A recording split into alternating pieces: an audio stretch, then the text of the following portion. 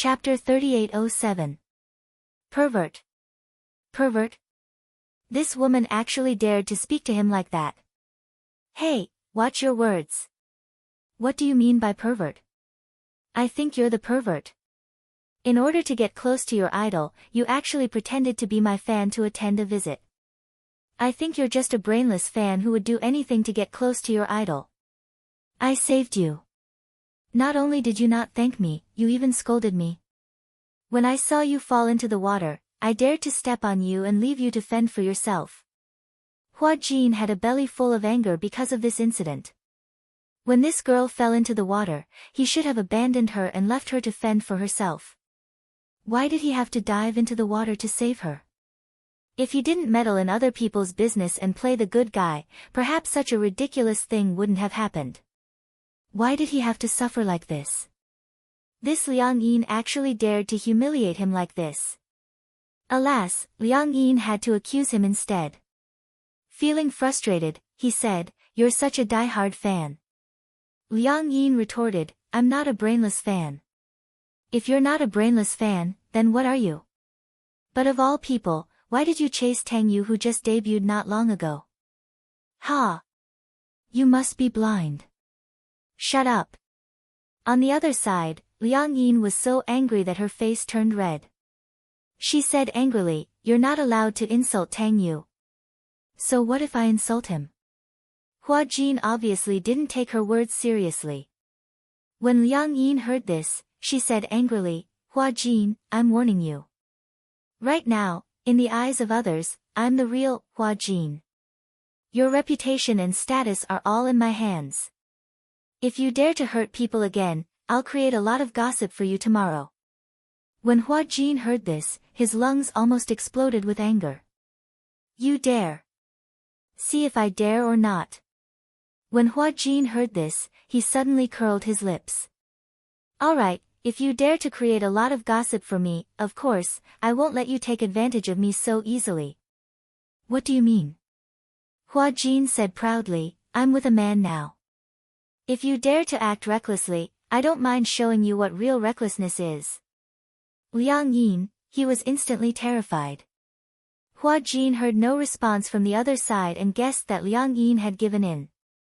After all, girls were timid and easily frightened by a few words. Hua Jin took a deep breath. Holding the phone, he asked Liang Yin, "Where are you now?" "I don't know. I think it's in a hotel." "Did the assistant send you back to the hotel?" "Yes." "Alright, I'll go find you." Hua Jin rubbed his chin and said to her, "Stay in the room and don't move." "Why should I listen to you?" When Hua Jin heard this, he could not help but laugh. This girl's temper seemed to be extraordinarily stubborn.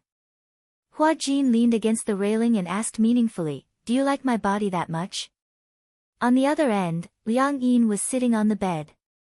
She did not know why, but when she heard Hua Jin's words, her face seemed to be on fire. I don't. Until now, she had not dared to take a shower. She did not know how to face this body. Hua Jin said, "That's it then. Wait for me. We'll discuss what to do now." Alright, although she was unwilling, Liang Yin still agreed. Chapter 3808. As he looked around, there was a lingering fog, and it looked as though it could swallow the mountains and rivers. He walked over and said to Gong Jia, "Lend me your car." Gong Jia glanced at him. "Do you have a driver's license?" "Yes." "Are you sure?" Gong Jia sized him up. "You don't have this girl's driver's license, so you're driving without a license." Hua Jin. He pondered for a moment. Just when he was about to speak, Gong Jia knew what he was going to say and immediately rejected him. "Don't even think about it. You know what I'm going to say. You just want me to be your driver for free." Gong Jia snorted arrogantly. "Who do you think you are? Why should I listen to your orders?" Hua Jin begged him nicely, "Gong Jia, please. This matter is very important to me." "You're worried that Liang Yin will mess around?" "Yeah. That was part of it. You just have to drive me this time." I'll settle the rest myself. Gong Jia was still unmoved and put on an "I'm not close to you" expression. Hua Jin said angrily, "Forget it. I'll take a cab myself." As he said that, he turned around and walked towards the door. Gong Jia asked faintly behind him, "Do you have any money on you? Also, are you sure you can sneak into the hotel if you go to the film set now?" Just these two questions had stumped Hua Jin. He had a headache. He turned around gloomily, looking extremely dispirited. "You're not helping me again." Gong Jia heard that and said, "It's not impossible for me to help you, but there are conditions." Hua Jin felt a little uneasy when he heard that. Not everyone could afford to owe Gong Jia a favor. This condition must be very harsh. However, he was still mentally prepared. "Go ahead." Gong Jia stood up, walked up to him, and said slowly, "In the future, when I'm around, you're not allowed to call Shir sister in front of me." Hua Jin was dumbfounded. Gong Jia was a little displeased when he saw his expression. "What's wrong?" "Can't do it. Just this." Hua Jin frowned. "It's that simple." "Humph, what else can I do? Do you think I can sever the relationship between you and Shir?" Gong Jia had been unhappy about this for a long time. Especially when he was around, Hua Jin affectionately called Yun Shir sister. He had always been brooding over it. Hua Jin nodded and said, "Okay, deal." "It's settled then." Gong Jia said in a sinister tone, "If you dare to disobey, I'll teach you a lesson." All right. Young Master Jia." Hua Jin rolled his eyes hard in his heart. However, seeing that he had agreed so readily, Gong Jia felt satisfied. Half an hour later, Gong Jia sent Hua Jin to the hotel. Although the hotel was heavily guarded, for someone like Gong Jia, no matter how strict the security was, it was useless. Gong Jia also fulfilled his promise and sent Hua Jin to the door of his room before leaving. Hua Jin stood at the door and pressed the doorbell. After a while, he heard Liang Yin standing at the door. She asked warily through the door, "Is that you?" Hua Jin rolled his eyes in his heart. Couldn't she just look through the peephole? Was the peephole on the door for decoration? Had this moron never stayed in a high-end hotel before? "Yes, it's me." "Open the door." Chapter 3809. Seeing that he had locked the door, Liang Yin became alert. She shrunk her shoulders and looked alert. "Why did you lock the door?" Hua Jin frowned. He turned around and looked at her with disdain. "Why? You look like I'm going to do something to you." Liang Yin instinctively took half a step back and covered her chest. This seemed to be a woman's subconscious reaction. Because she had been soaked in water, she was worried that her insides would be exposed. She obviously hadn't accepted the fact that their souls had been swapped. Hua Jin reminded her kindly, "Please, you're my body now. I'd be crazy to do anything to my body." Ah, Hua Jin looked at her body again. To be precise, it was his body. He saw that it was still wet. His hair was half dry, but his clothes were sticking to his body. He raised his eyebrows suspiciously. "Don't tell me, you haven't taken a shower yet?" Damn it, this was simply torturing his body in disguise. Liang Yin snapped out of her daze at once. Her gaze landed on Hua Jin, and her eyes burned with passion. You've taken a shower." She rushed over to Hua Jin and grabbed Hua Jin's collar. Unfortunately, Liang Yin was Hua Jin's body now, and Hua Jin had shrunk from his 1.8-meter-long legs into a cute girl. With Liang Yin grabbing his collar so tightly, he looked like a little white rabbit being lifted up. He looked powerless. Hua Jin didn't have any strength to retaliate. He struggled and said angrily, "What are you doing? You! Don't tell me you saw everything." Liang Yin was infuriated. She glared at him and roared, "Don't tell me you've seen my body." Hua Jin thought that this question was ridiculous. Have you ever seen someone bathe with their eyes closed? You Liang Yin was so angry that she broke down. She said in despair, "So you've seen everything on my body?" "Nonsense. Otherwise, do you want me to get wet and catch a cold?"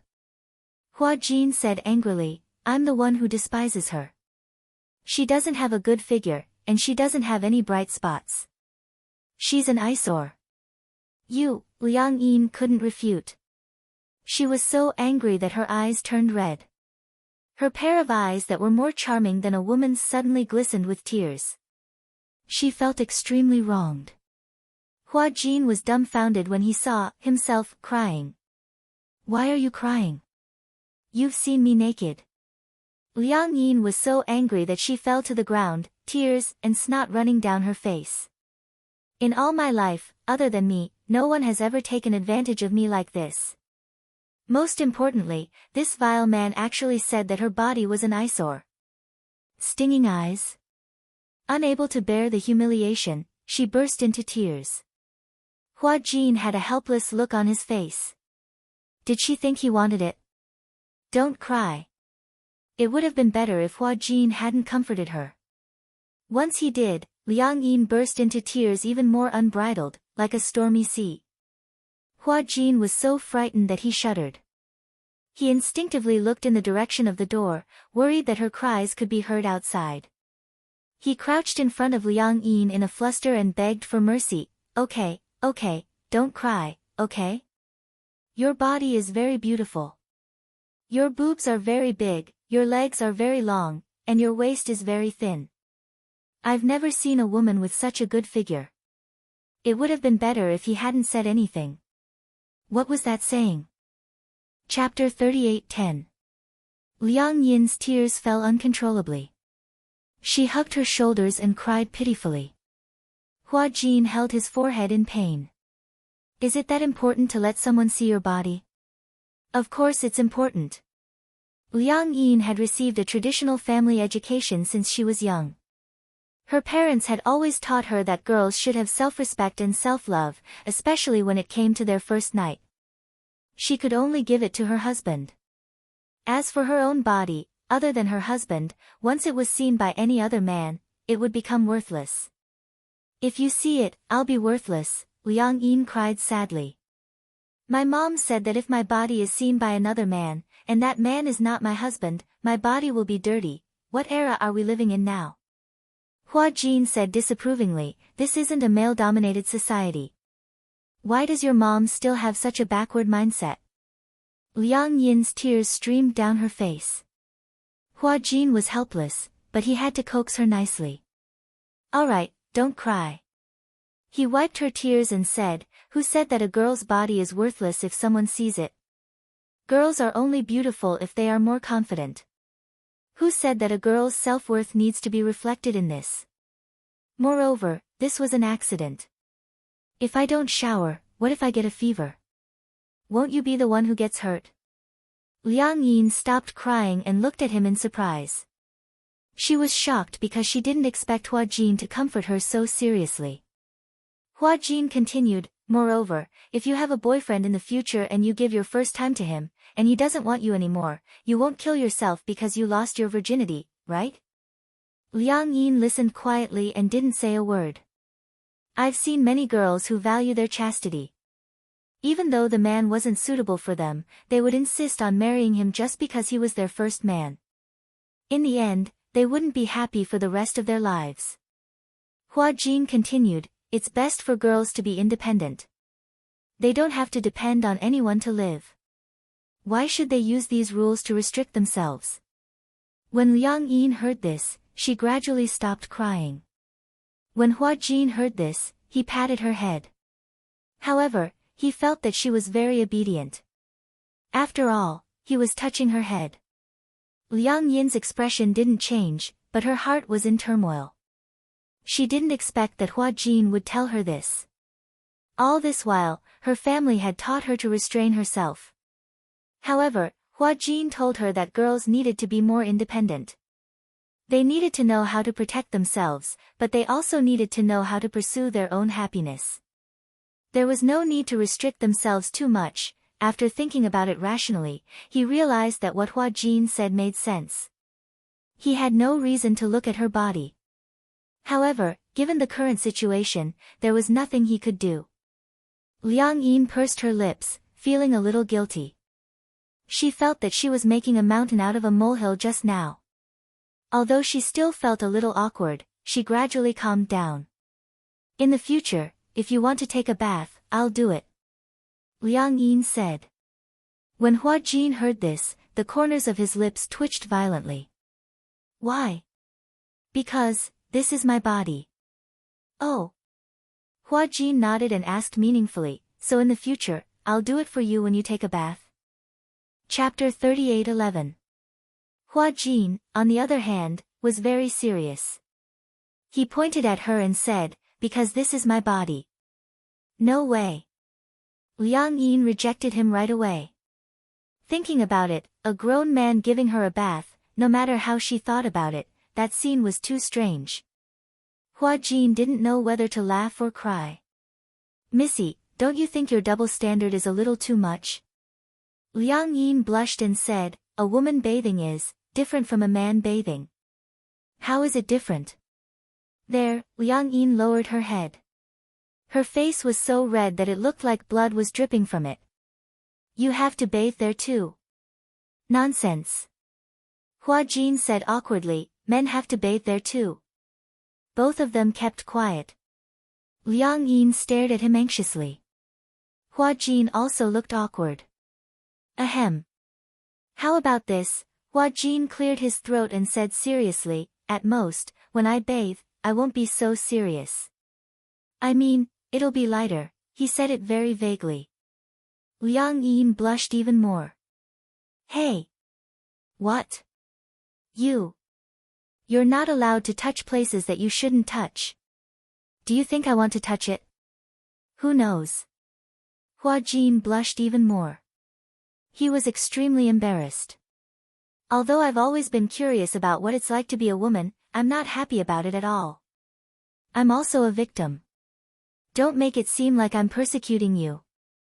Liang Yin said unhappily, if you dare to touch places that you shouldn't touch, I'll touch them too. You can touch them. That's great. Liang Yin crossed her arms and snorted. I used to be curious about what it's like to have a man's balls crushed. Hua Jin widened his eyes. He pointed at her and said sternly, you'd better not touch it. It'll kill someone. Kill someone? Really, really? That place is the most vulnerable part of a man's body. Just imagining it made Hua Jin feel as if he had experienced it himself. He had goosebumps all over. That was the most vulnerable part of a man. In the past, when he was filming, the staff in charge of the wire was careless and he almost fell into the lake. He accidentally hit the railing by the lake. Although he didn't hit the bullseye, he almost lost his family line. Even though it was just a graze, it still hurt so much that he wanted to die. In front of the visiting media, he had to force a smile and pretend that nothing had happened. That feeling was simply unforgettable. Then, Liang Yin suddenly said, let's make a deal. What? You're not allowed to use your hands. Hua Jin sighed. Liang Yin added, oh, right. If you're bathing, try not to use the bathtub. Why? It's hands, okay. I to the. Then what are you waiting for? Hua Jin urged her, it'll be bad if you catch a cold. My body is weak to begin with. Hearing this, Liang Yin stood up slowly and stood at the bathroom door. She was still hesitant. Hua Jin walked behind her and kicked her in. Wash yourself clean. Come out clean and smelling good. You actually kicked. Chapter 38:12. In the shower room. Liang Yin looked at the overflowing water and took several deep breaths. Earlier, when she entered the pool, her clothes floated up and Liang Yin was so shocked that she almost fell out of the bathtub. To be honest, she had never seen a mature man's body. In the end, she didn't expect that a man's body had such a structure. To be honest, it looked weird. The first time she saw a man's body, Liang Yin felt that a woman's body was more pleasing to the eye. Liang Yin endured the awkwardness and finished her shower. However, she took this opportunity to enjoy the bathtub and soak in it to her heart's content without any burden. When she came out of the shower, she pushed open the door and walked through the fog. In the cold room, Hua Jin was leaning on the sofa and had fallen asleep. Liang Yin walked over softly. Perhaps it was because of her body, when she looked over, it was as if she was looking at herself from God's point of view. Hence, she was very careful and didn't want to wake him up. Liang Yin squatted in front of Hua Jin and sized him up calmly. Rather than saying that she was sizing him up, it was better to say that she was sizing herself up. So this was how she looked like. It felt different. It was different from when she used the mirror to take selfies with her cell phone. It seemed that she was slimmer and prettier. She didn't dress up often and rarely used skincare products. However, she didn't know why. When she was in school, the other girls in the same dormitory used tons of skincare products. She only used water to wash her face and didn't even use the basic moisturizer. However, her skin was actually better than those girls who used thousands of skincare products. Hence, she didn't believe that skincare products had any effect.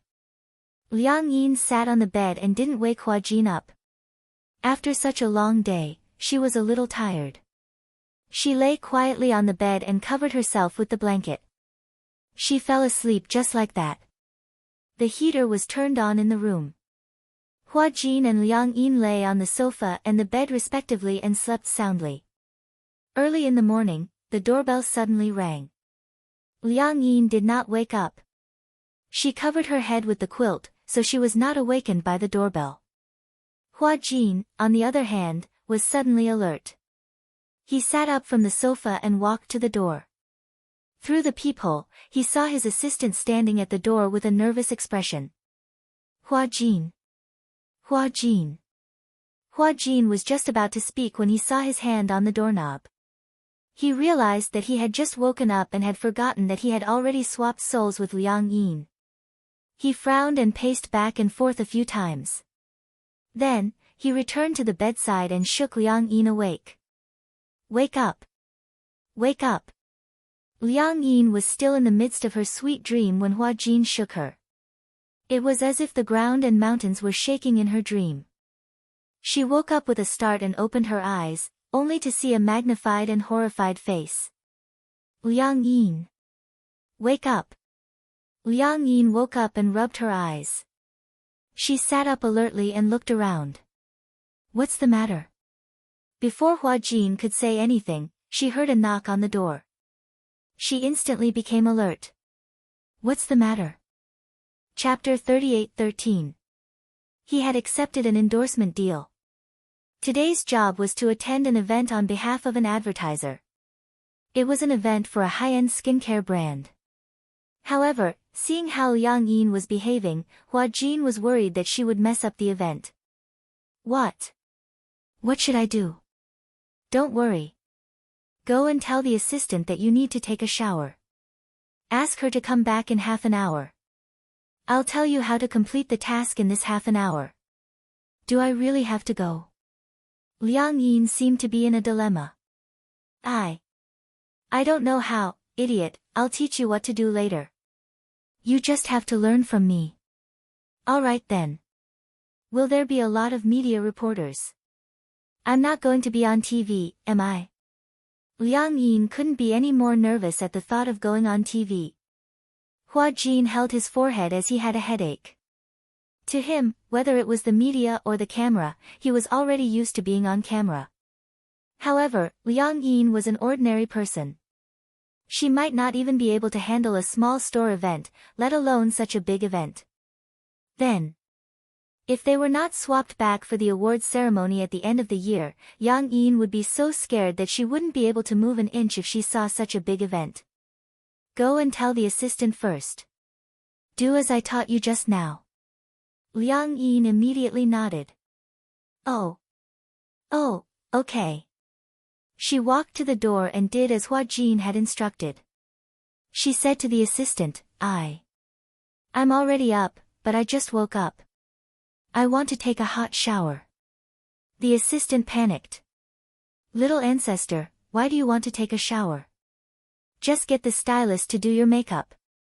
Hua Jin was eavesdropping at the side. When he heard this, he immediately gestured with his hands. Liang Yin couldn't understand what he was trying to say. Hua Jin leaned in close to her ear. His orchid breath brushed against her cheeks, making her feel as if they were on fire. Just say that you fell into the water yesterday. If you don't take a hot shower, you'll catch a cold easily. Oh, Liang Yin was so nervous that her mind went blank. She immediately said, Hua Jin said, he fell into the water yesterday. If he doesn't take a shower, he'll catch a cold easily. When Hua Jin heard this, he felt a headache coming on. Outside the door, the assistant was confused. What was going on? Only then did Liang Yin realize that she was too nervous and accidentally let it slip. For a moment, she was so anxious that her face turned red. She immediately corrected him, anyway, come back in half an hour. After that, Hua Jin pulled her back to the room. Listen up. Generally speaking, the event this time is mostly an event and half an interview. If the host asks you some questions, you should answer them seriously if you can. If you can't answer them, you should use a smile instead. Generally speaking, if you smile, the fans below the stage will scream, and this problem will be solved. Liang Yin nodded as if she understood. Then, what if I don't know how to answer all of them and just keep smiling like an idiot? Who told you to smile like an idiot? Hua Jin demonstrated the correct way to smile for her. Liang Yin imitated him and smiled a few times. However, she saw that Hua Jin was stunned. What are you doing? Liang Yin poked his head. Why are you in a daze? Hua Jin reacted and touched her face narcissistically. No wonder my fans used to scream whenever I smiled. I look so good when I smile. Chapter 38:14. When Hua Jin saw this, he was a little surprised. What are you doing? Do you think we'll never be able to change back? That I'll be living as you forever? Isn't that good? Hua Jin smirked. You're the one who lucked out. How am I the one who lucked out? Look, I'm prettier than you, richer than you, and more famous than you. What about you? You have nothing. It's so difficult for you to even meet your idol. If that's not lucking out, then what is? Hua Jin said disapprovingly. Liang Yin was speechless. She asked, what about you? Are you going to meet me in secret? Meet you in secret? Hua Jin narrowed his eyes suspiciously. Liang Yin then realized that she had used the wrong words. She immediately corrected herself. If someone finds out, it'll be considered a scandal, right? Hua Jin touched his chin. He also felt that this matter was a little tricky.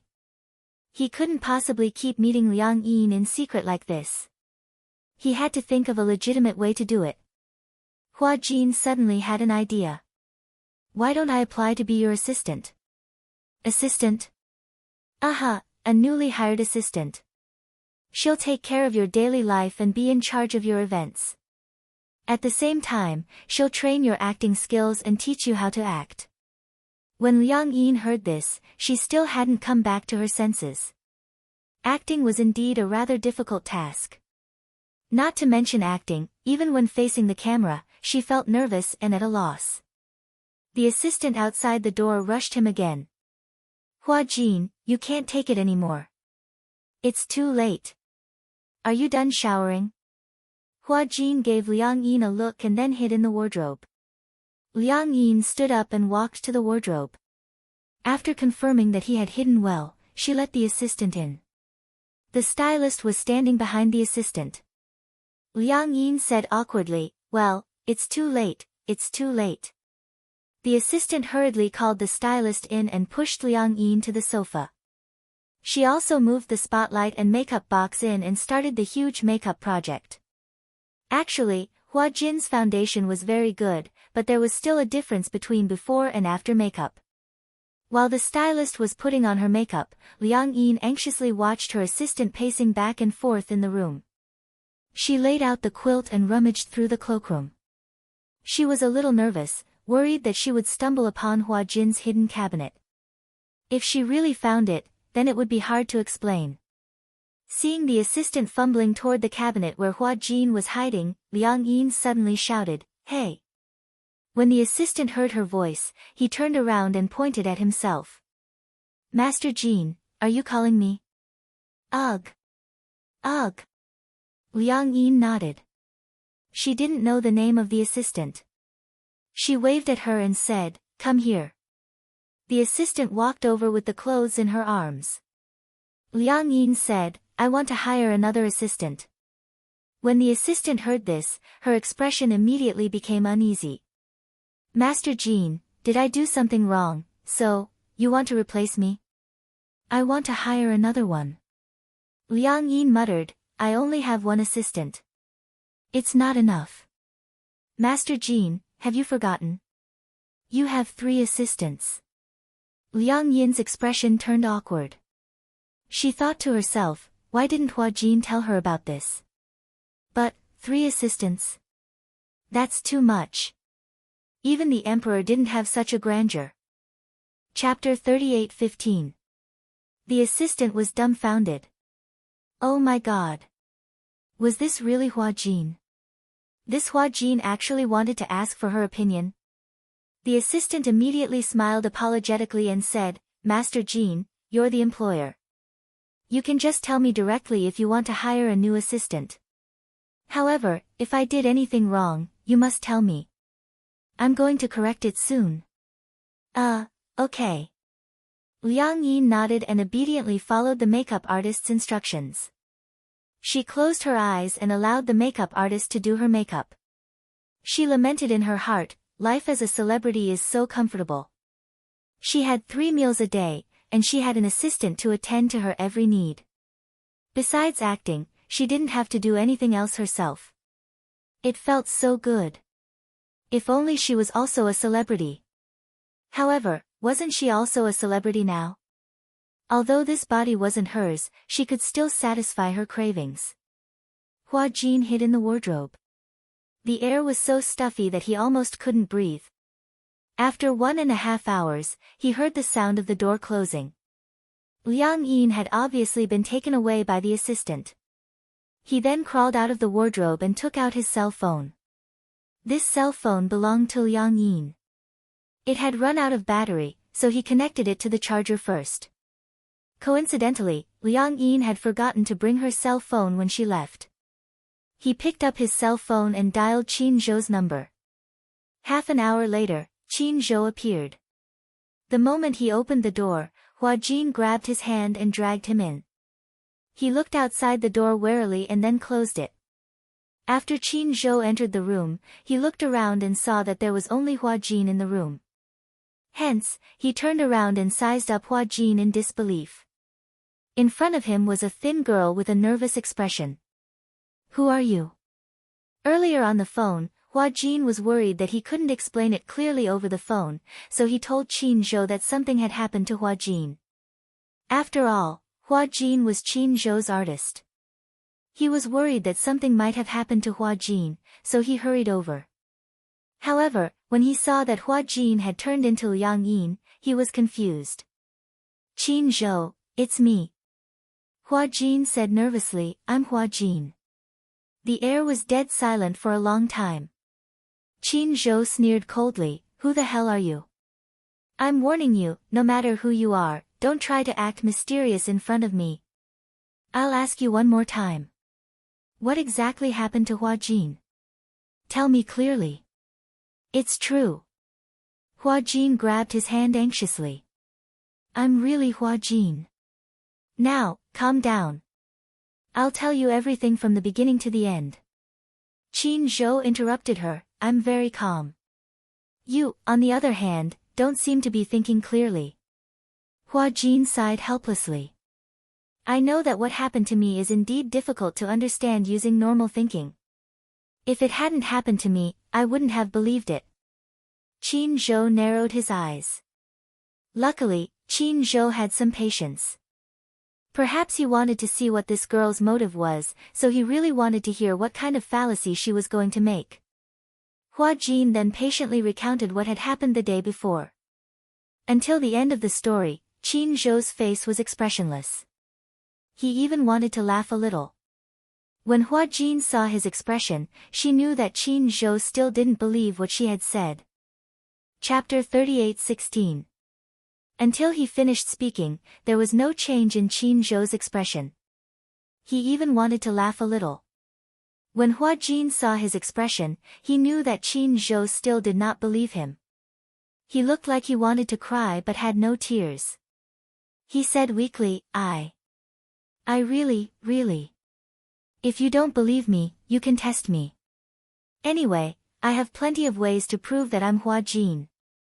No matter how sincere he sounded, Qin Zhou obviously did not believe him. After all, it was so ridiculous that even a scientist would not believe it. How could Qin Zhou believe it so easily? He said coldly, I don't care who you are. Today is not April Fool's Day. As he said this, Qin Zhou turned around angrily and was about to leave. Hua Jin panicked and blurted out, I remember that on the day of Xingzhe's accident, you went to the hospital and walked out of the morgue with red eyes. When Qin Zhou heard this, he stopped in his tracks. Hua Jin chased after him and said, I was outside the emergency room that day, waiting for Shishir. On the day of Xingzhe's accident, he was stabbed several times while protecting Shishir. As for Shishir, because of the serious damage to her cornea, she lost her sight for a long time. Because of Xingzhe's incident, she was unable to recover for a long time. Qin Zhou looked at Hua Jin in surprise. Hua Jin smiled and said, after Shishir got married, you went missing for a long time. This is not something that ordinary people know about. Qin Zhou, you know about this too, right? Qin Zhou's face was filled with confusion. What Hua Jin said shocked him to the core. This was because what he said was true. These things were rarely known, especially the specific cause of Xingzhe's death. It had always been a secret and not many people knew about it. When Yun Shishir was unable to recover from the setback, not many people knew about it. As for Yu Yu's matter, even fewer people knew about it. Unless, of course, Hua Jin had told everyone about this. However, the key was that with Hua Jin's character, he would never reveal these secrets. When Hua Jin saw that Qin Zhou's expression had softened, he was so nervous that he started to ramble incoherently. I know that it's hard for you to believe what I've said. If it were me, I wouldn't believe it either. But, Qin Zhou, it really happened. You also know that you can't tell anyone about this. Even if you tell anyone, they won't believe such a ridiculous thing. Only you. If you don't believe me, I'm really desperate. For the time being, he did not know how to confess to Shishir. She told Qin Zhou because she knew that Qin Zhou was a reliable person. Although he wasn't serious normally, he was very reliable at critical moments. Secondly, Qin Zhou was her manager. If he knew about this, he could stay by Liang Yin's side openly. Qin Zhou pondered for a moment and suddenly said meaningfully, unless you answer me one thing. Yes. The real Hua Jin can't do that. Qin Zhou's deep gaze fell on him. Hua Jin immediately exclaimed, what's wrong with me? You. This Qin Zhou was simply, ha ha ha. Qin Zhou couldn't help but laugh. He winked mischievously and said, I'm trying to get something out of you. Hua Jin, this guy was actually trying to get something out of him. He gritted his teeth in anger. Qin Zhou. All right. I won't make fun of you anymore. Chapter 38:17. Hua Jin sat back on the bed gloomily. He said dejectedly, why do I have to encounter such a situation? Will I never be able to change back? Qin Zhou glanced at him and said faintly, isn't it good to be a woman? I think you're not bad now. It's so easy to be a woman. It's just that you've changed from a top to a bottom in a certain aspect. Hua Jin's face turned green when he heard that. You're still joking with me at a time like this? I'm serious. Qin Zhou looked serious. What's wrong with being a woman? Hua Jin held his forehead in despair. Qin Zhou continued to fan the flames. I can introduce you to a boyfriend. Get lost. I'm serious. Think about it. Qin Zhou. Hua Jin said angrily, I'm really frustrated now. If you continue to joke, I'll really get angry. Qin Zhou's eyes widened in shock. Yo, your temper is quite bad after becoming a woman. Yeah, you've adapted well to the role. Qin Zhou took out a pack of cigarettes from his pocket. Hua Jin wanted one too, but Qin Zhou said coldly, girls shouldn't smoke. Hua Jin was speechless. Qin Zhou lit a cigarette and took a few puffs silently. He finally calmed down and started to adapt to Hua Jin's role. He asked, how does it feel to become a woman? Not good. I feel like I'm missing something. Why don't you say that you're missing something? Hua Jin glared at him hatefully. Qin Zhou whistled and pretended not to see the resentment in his eyes. You said that you've exchanged souls with a woman. Does this body belong to that girl now? Yeah. Let me see. Qin Zhou pinched his chin and looked at him seriously. Then, he gave a pertinent comment, he's so long that he can't stop. She doesn't look as beautiful as me. It's just that she doesn't need makeup. With makeup, she's still a beauty. Qin Zhou had a sharp eye for people. Hua Jin sullenly turned his face away, feeling awkward. Then, what about the girl? Hua Jin suddenly thought of something and stood up nervously. Send me to the event venue now. Huh? I'm afraid she doesn't know how to deal with that kind of situation. Qin Zhou frowned and nodded. Hua Jin followed Qin Zhou into the car and drove all the way to the event venue. The venue was already crowded with people. Hua Jin's current fame was like the sun in the sky. His position in the entertainment industry was hard to defend. As the most popular young actor, he had the most traffic. Hua Jin's commercial value was very high. The so-called commercial value was the cohesion of the fans. The cosmetics that he endorsed, during his endorsement period, increased from 1.5% of the market share to a terrifying 18%. What a terrifying fan effect. No matter what product Hua Jin endorsed, it would almost guarantee the reputation and sales. Therefore, many of Hua Jin's loyal fans had already gathered at the event venue. Thanks to this, it was Hua Jin's first time attending his own event as a member of the public. On stage, the MC was still hyping up the crowd. Liang Yin had yet to appear, but there were already quite a number of fans below the stage screaming Hua Jin's name hysterically. The entire venue was in full swing, and the atmosphere was terrifying. Chapter 38:18. Qin Zhou smiled. Why? Are you shocked by your own fans? Hua Jin nodded and gulped. I didn't feel it when I was on stage, but now I feel that, these fans are crazy. Before he could finish his sentence, the fans behind him kept squeezing forward. Accompanied by the earth-shattering cheers, Hua Jin saw Liang Yin come on stage. Liang Yin held the microphone nervously. When she came on stage, she felt countless strong spotlights fall on her. It was dazzling. Her vision blurred and she couldn't see clearly for a while. The MC gave a brief opening speech and looked at her. Before Liang Yin went on stage, the host had already discussed the script with her. But, even though they had discussed the script, it was her first time appearing under the spotlight as a celebrity. So, she wasn't used to it. As a result, she stood rooted to the ground in shock. Hua Jin saw her standing there in a daze and held his forehead. Why was she so scared that she didn't say a word? Could it be that she had stage fright? Qin Zhou narrowed his eyes and looked at her.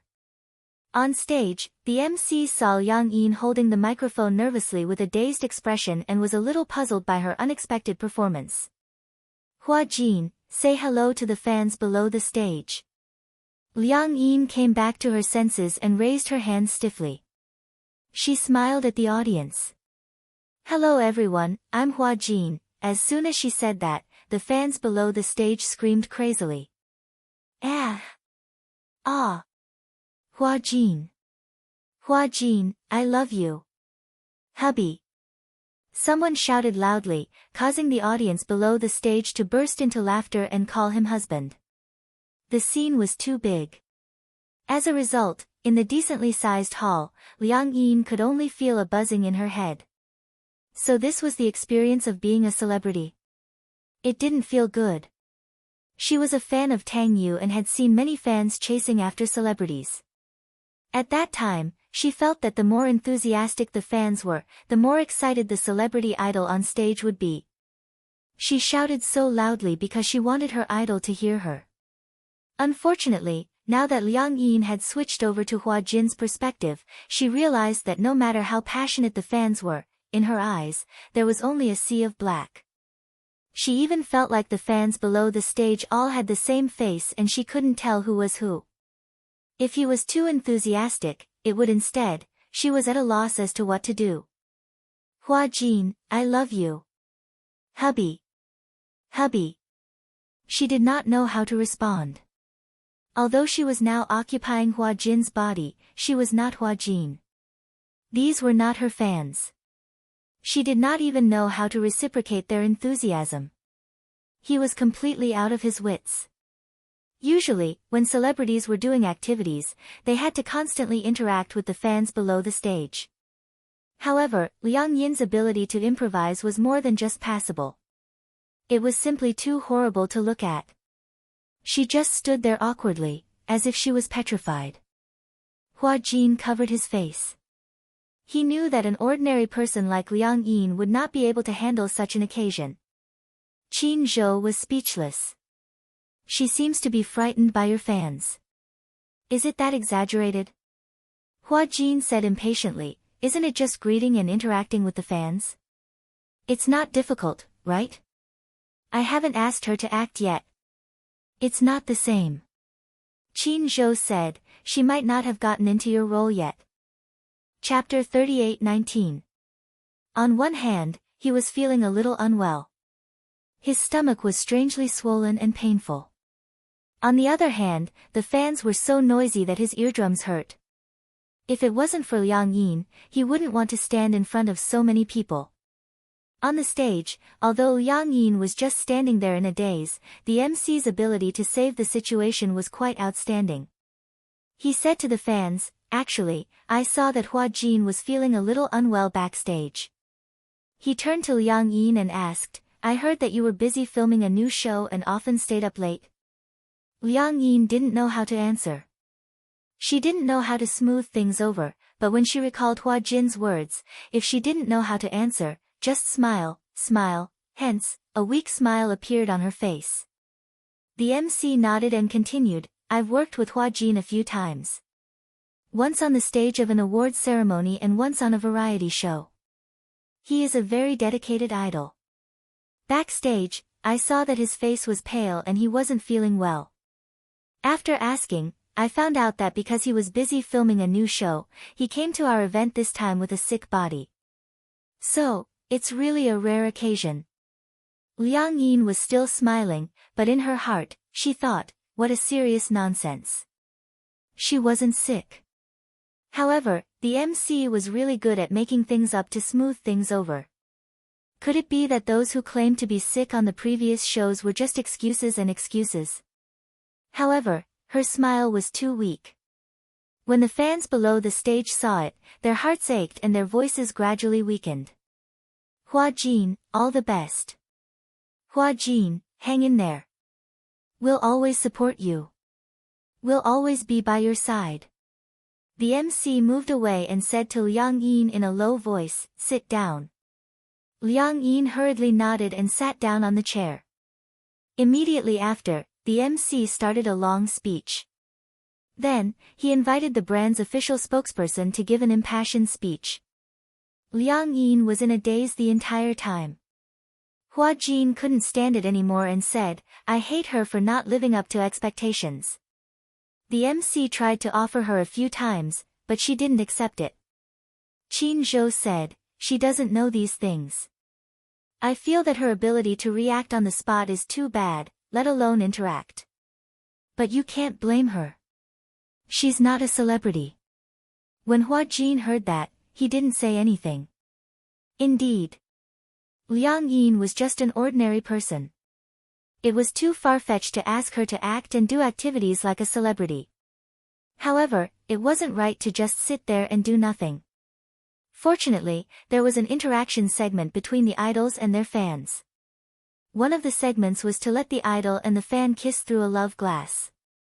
Although he had seen this kind of trick many times, it was always used on his fans. However, not every fan was lucky enough to get on stage. Only the fans who received the VIP card had the right to enjoy this luck. The host randomly picked a few fans from the VIP area to come on stage and interact with Liang Yin. Liang Yin, on the other hand, was very open about this game. After all, the people on stage were all female fans, so she didn't have to be so reserved. She smiled and interacted with the host and the fans. It was the fans' turn to be excited and nervous. Although they were kissing through a glass, at least they could be in close contact with their idols. They could even hug them. This was something that many fans didn't even dare to dream of. Ah! It's my turn, it's my turn. Chapter 38:20. Someone fainted. Someone fainted. Call an ambulance. Call an ambulance. It turned out that a fan sitting in the VIP area had fainted out of excitement when she saw that she had been chosen. The crowd immediately became restless. On the stage, the MC was dumbfounded when she saw that a fan had fainted. Hua Jin and Qin Zhou, who were below the stage, were also dumbfounded. In fact, it was not rare for fans to faint out of excitement.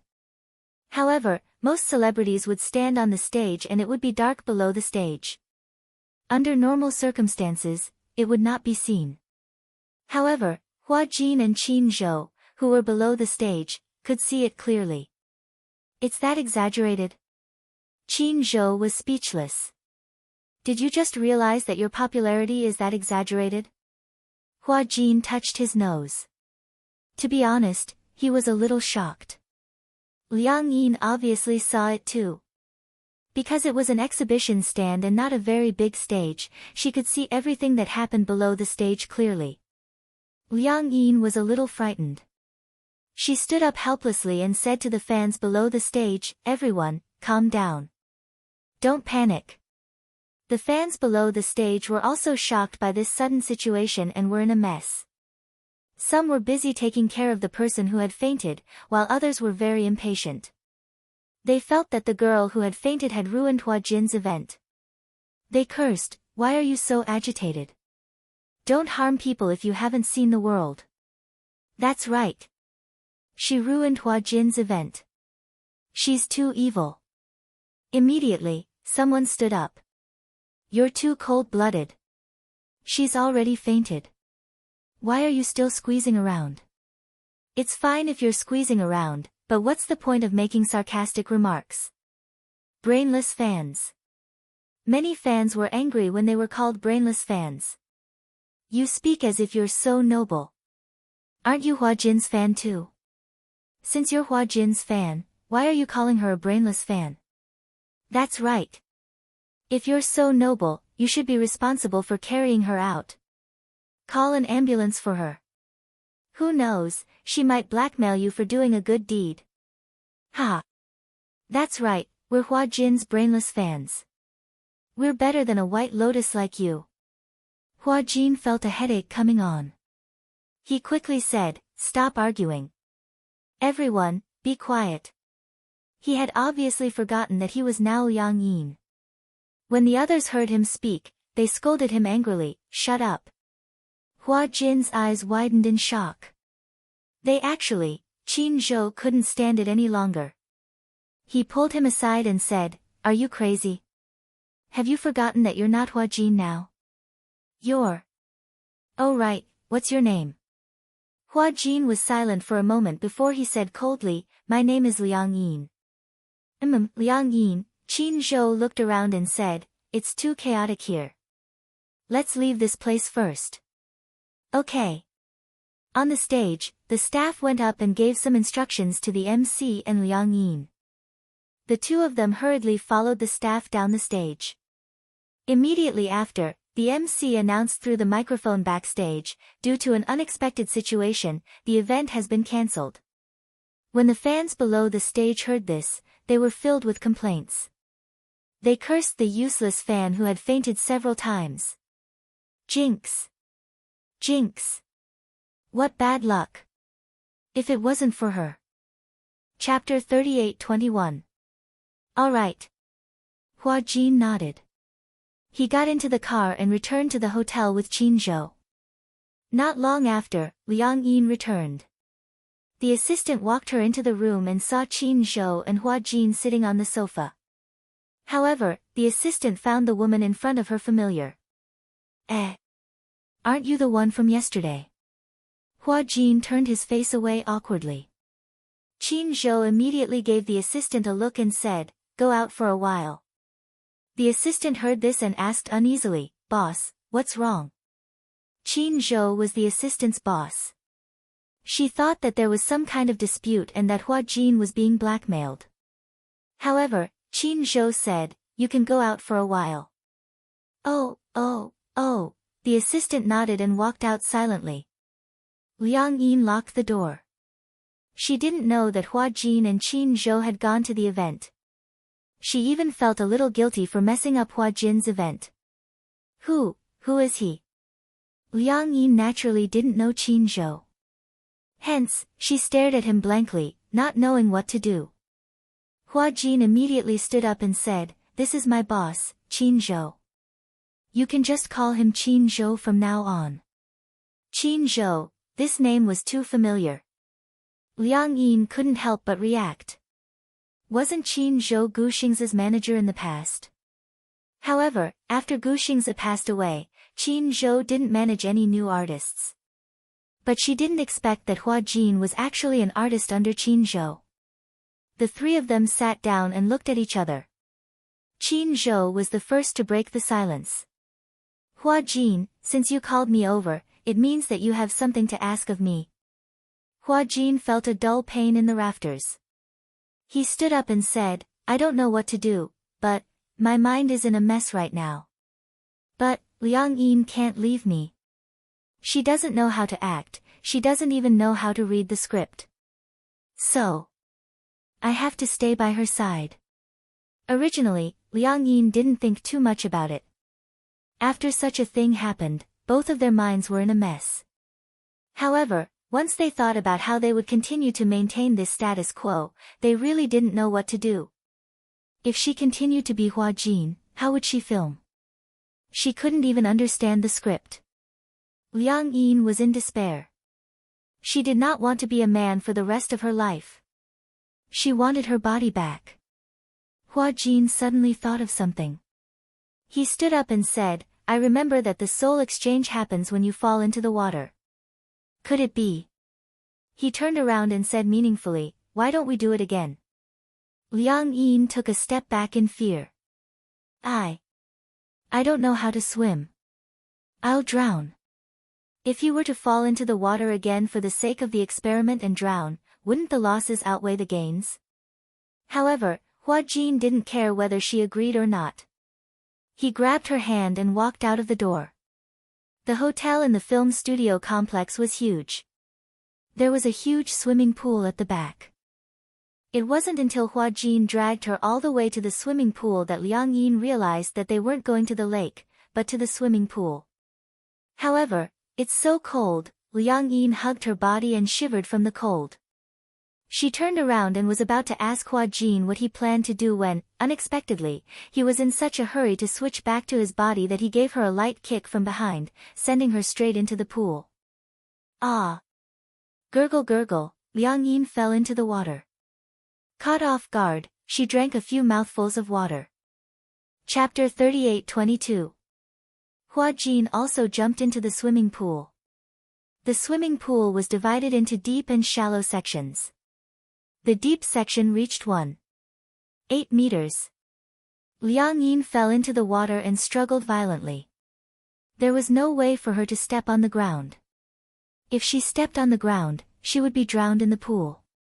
Help, gurgle gurgle, help, gurgle gurgle. After Hua Jin got into the water, he swam towards her and grabbed her arm, pulling her into his embrace. Without hesitation, he kissed her lips and passed the air in his mouth to her. Even though she got a thin amount of oxygen from Hua Jin, she didn't know how to swim at all. In addition, she had gulped down a few mouthfuls of water and her brain was on the verge of hypoxia. After that, she lost consciousness. Suffocation, the feeling of suffocation filled her entire brain and it kept sending out signals of danger. When she woke up again and opened her eyes, she was greeted by fresh air. Liang Yin immediately took in big mouthfuls of air greedily. When she had almost recovered, she then realized that she had returned to the shore. She sat up abruptly and saw Hua Jin sitting by the side of the pool with a hopeless expression. Have you given up? Qin Zhou's cold voice came from beside him. Hua Jin turned around and glared at him with an ashen face. Liang Yin wanted to say something but her gaze fell on Hua Jin's face. She didn't know why, but her gaze was fixed on his lips. When she thought of how he took the initiative to pass the air to her in the swimming pool, she didn't know why her face started to burn. Even though she was taken out of the swimming pool earlier, her body was extremely cold. Go back to your room first. Qin Zhou said again, since you're here, let's take things as they come. Since you've changed your body, let's just leave it as it is for now. You can stay by her side as her assistant. As for the future, let's talk about it later. Hua Jin felt wronged but he had no choice. He could only stand up and walk back to his room with a gloomy expression. Liang Yin saw that he didn't look too good and she didn't know why she blamed herself for it. It seemed like, if it wasn't for her carelessness, Hua Jin would have ended up like this in order to save her. Liang Yin stood up guiltily and nodded at Qin Zhou before following Hua Jin to the room. The two of them entered the room. Hua Jin stood at the bathroom door and took off his clothes. When he saw Liang Yin enter the room, he stood there awkwardly and said to her, "Don't you want to shower together? Let's shower together." Liang Yin took a step back. Please don't. Men and women couldn't accept it clearly. When Hua Jin heard this, he didn't know whether to laugh or cry. Now, your body is mine, and my body is yours. What's there to be confused about? After a pause, he continued, let's shower together. There's only one bathroom. I'll take a long shower. What if you catch a cold if I wait too long? I'm fine. You think I care about you? Hua Jin snorted coldly. I care about my body. Now that your body is mine, you're not responsible for yourself, you're responsible for me, understand? And I have to be responsible for your body too. These words sounded very awkward.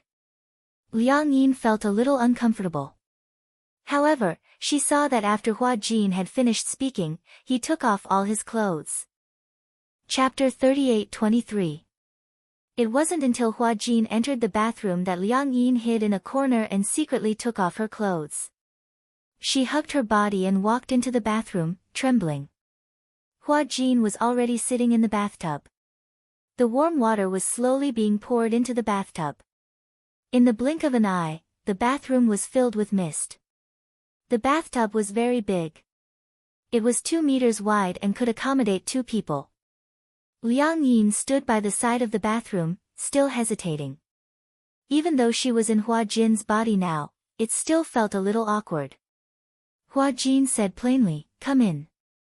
Liang Yin lifted her leg and stepped into the bathtub. The warm water submerged her ankles and the pores all over her body opened up. Her desire for warmth was such that she couldn't care less. Moreover, there was a lot of mist and the bathtub was very big. She could stay a little further away from him. Separated by the mist, they couldn't see each other. Hence, Liang Yin sat in the bathtub. Separated by the mist, they couldn't see each other. Liang Yin hugged her knees and tried her best to curl her body into a ball. Hua Jin suddenly asked, are you still studying? I'm not studying anymore. I'm in my 4th year of university and I'm doing my internship. Oh. Hua Jin asked again, what about your family? I'm alone. Alone? Hua Jin raised his eyebrows. How is that possible? You haven't graduated yet. Don't tell me you're alone and can take care of yourself. Liang Yin exhaled and said, my biological father is overseas. My mom divorced him and remarried to another man. She's living with that man. She left me a house and gives me living expenses every month. Got it. Hua Jin explained, in the future, if your mom comes looking for you, I'll at least know what's going on. Otherwise, it won't be good if I can't react in time and things get out of hand. Liang Yin nodded. She asked worriedly, do I have to act for you in the future? You've read the original novel, Heavy Snow, right? Yes. Very good. There aren't many changes to the script. You just have to memorize the lines. Hua Jin spoke casually, but Liang Yin felt a headache coming on. You're saying that you're filming the day after tomorrow? Yes. Then. I still don't remember my lines. After I take a shower, I'll burn the midnight oil and practice with you. When Liang Yin heard this, she still felt uncertain. The bathroom was connected to the bathtub. Hua Jin soaked for a while, then stood up and washed under the shower. Liang Yin kept a close eye on him, making sure that he didn't violate any parts of her body that shouldn't be touched. When Hua Jin finished washing up and saw him off, she stood up, stepped out of the bathtub, and rinsed herself under the shower. After walking out of the bathroom, she saw Hua Jin busy in the living room. First, he placed 2 floor lamps in front of the sofa. Then, he moved a small stool to the back left. Do you see these 2 lamps? Yes. You can think of them as 2 cameras, one camera A and one camera B cameras. Liang Yin didn't understand these professional names at all. It's a camera. One is a long shot, and the other is a close-up. Sometimes, there may be other cameras in other scenes, but the main 2 cameras are facing you. Hua Jin pointed at the small stool and said, that's where the director sits. Chapter 38-24. When Hua Jin heard this, he felt a little hopeful. Then you should have some foundation in lines, right? Liang Yin furrowed her eyebrows, feeling a little conflicted. I definitely can't compare to a professional. Actually, I didn't go to any film school, and I'm not a professional. I learned my acting by myself. Hua Jin sat down on the sofa and said to her, you acted in a play during your university days. You also acted as a female character, right? Liang Yin smirked and said, a male character. What? Hua Jin was a little curious. What play did you act in? It was an original script. However, there weren't many male students, so I could only act as a young man. Hua Jin nodded and glanced at the script on the wall. Seeing that there wasn't much time left, he said, we have to memorize our lines in the next 2 days. Even if we don't act well, we can't let the director feel that we didn't memorize the script seriously. Liang Yin replied with an okay. She was also sincerely willing to cooperate with Hua Jin. After all, if it weren't for her, this situation wouldn't have happened. Hua Jin took out the script from the drawer and handed it to Liang Yin. He sat beside her and watched her memorize the script. He could recite the script backwards with his eyes closed. From the night he received the script, he had read it once. Within a few days, he had memorized all the lines clearly. Moreover, he memorized them as he memorized them. Hua Jin's memory was abnormal. It was said that many famous directors had read countless people, but Hua Jin was the only one who had the ability to memorize a script after reading it once. Hua Jin liked this script very much. Hence, when he read the script, he read it with relish. Liang Yin, on the other hand, didn't have a terrifying memory like Hua Jin. However, she was more hardworking. When she was in school, her grades were among the best. That was because no matter what she did, she was very serious and focused. Hua Jin gave Liang Yin the whole night to memorize the script, and he lay on the sofa to accompany her. He originally thought that Liang Yin would find the script boring and wouldn't cooperate. But unexpectedly, Liang Yin was very focused. She memorized the script and highlighted the key points. She tried to figure out the character's mood and state and rehearsed it in her heart. Hua Jin saw that she was so serious, so he was relieved. Unknowingly, he fell asleep. When he woke up again, the sky was already bright. It was Liang Yin who shook him awake. "Wake up." Hua Jin opened his misty eyes. He was so sleepy that he saw Liang Yin squatting beside the sofa. However, his eyelids were slightly dizzy. He knew that she hadn't slept all night. What happened? Hua Jin sat up from the sofa and yawned. "You didn't sleep. Didn't you ask me to read the script?" Liang Yin smiled proudly. "I've already memorized all the lines." "Oh." Hua Jin didn't react at first. It was only when he realized later that his eyes suddenly widened. "What? I've already memorized all the lines."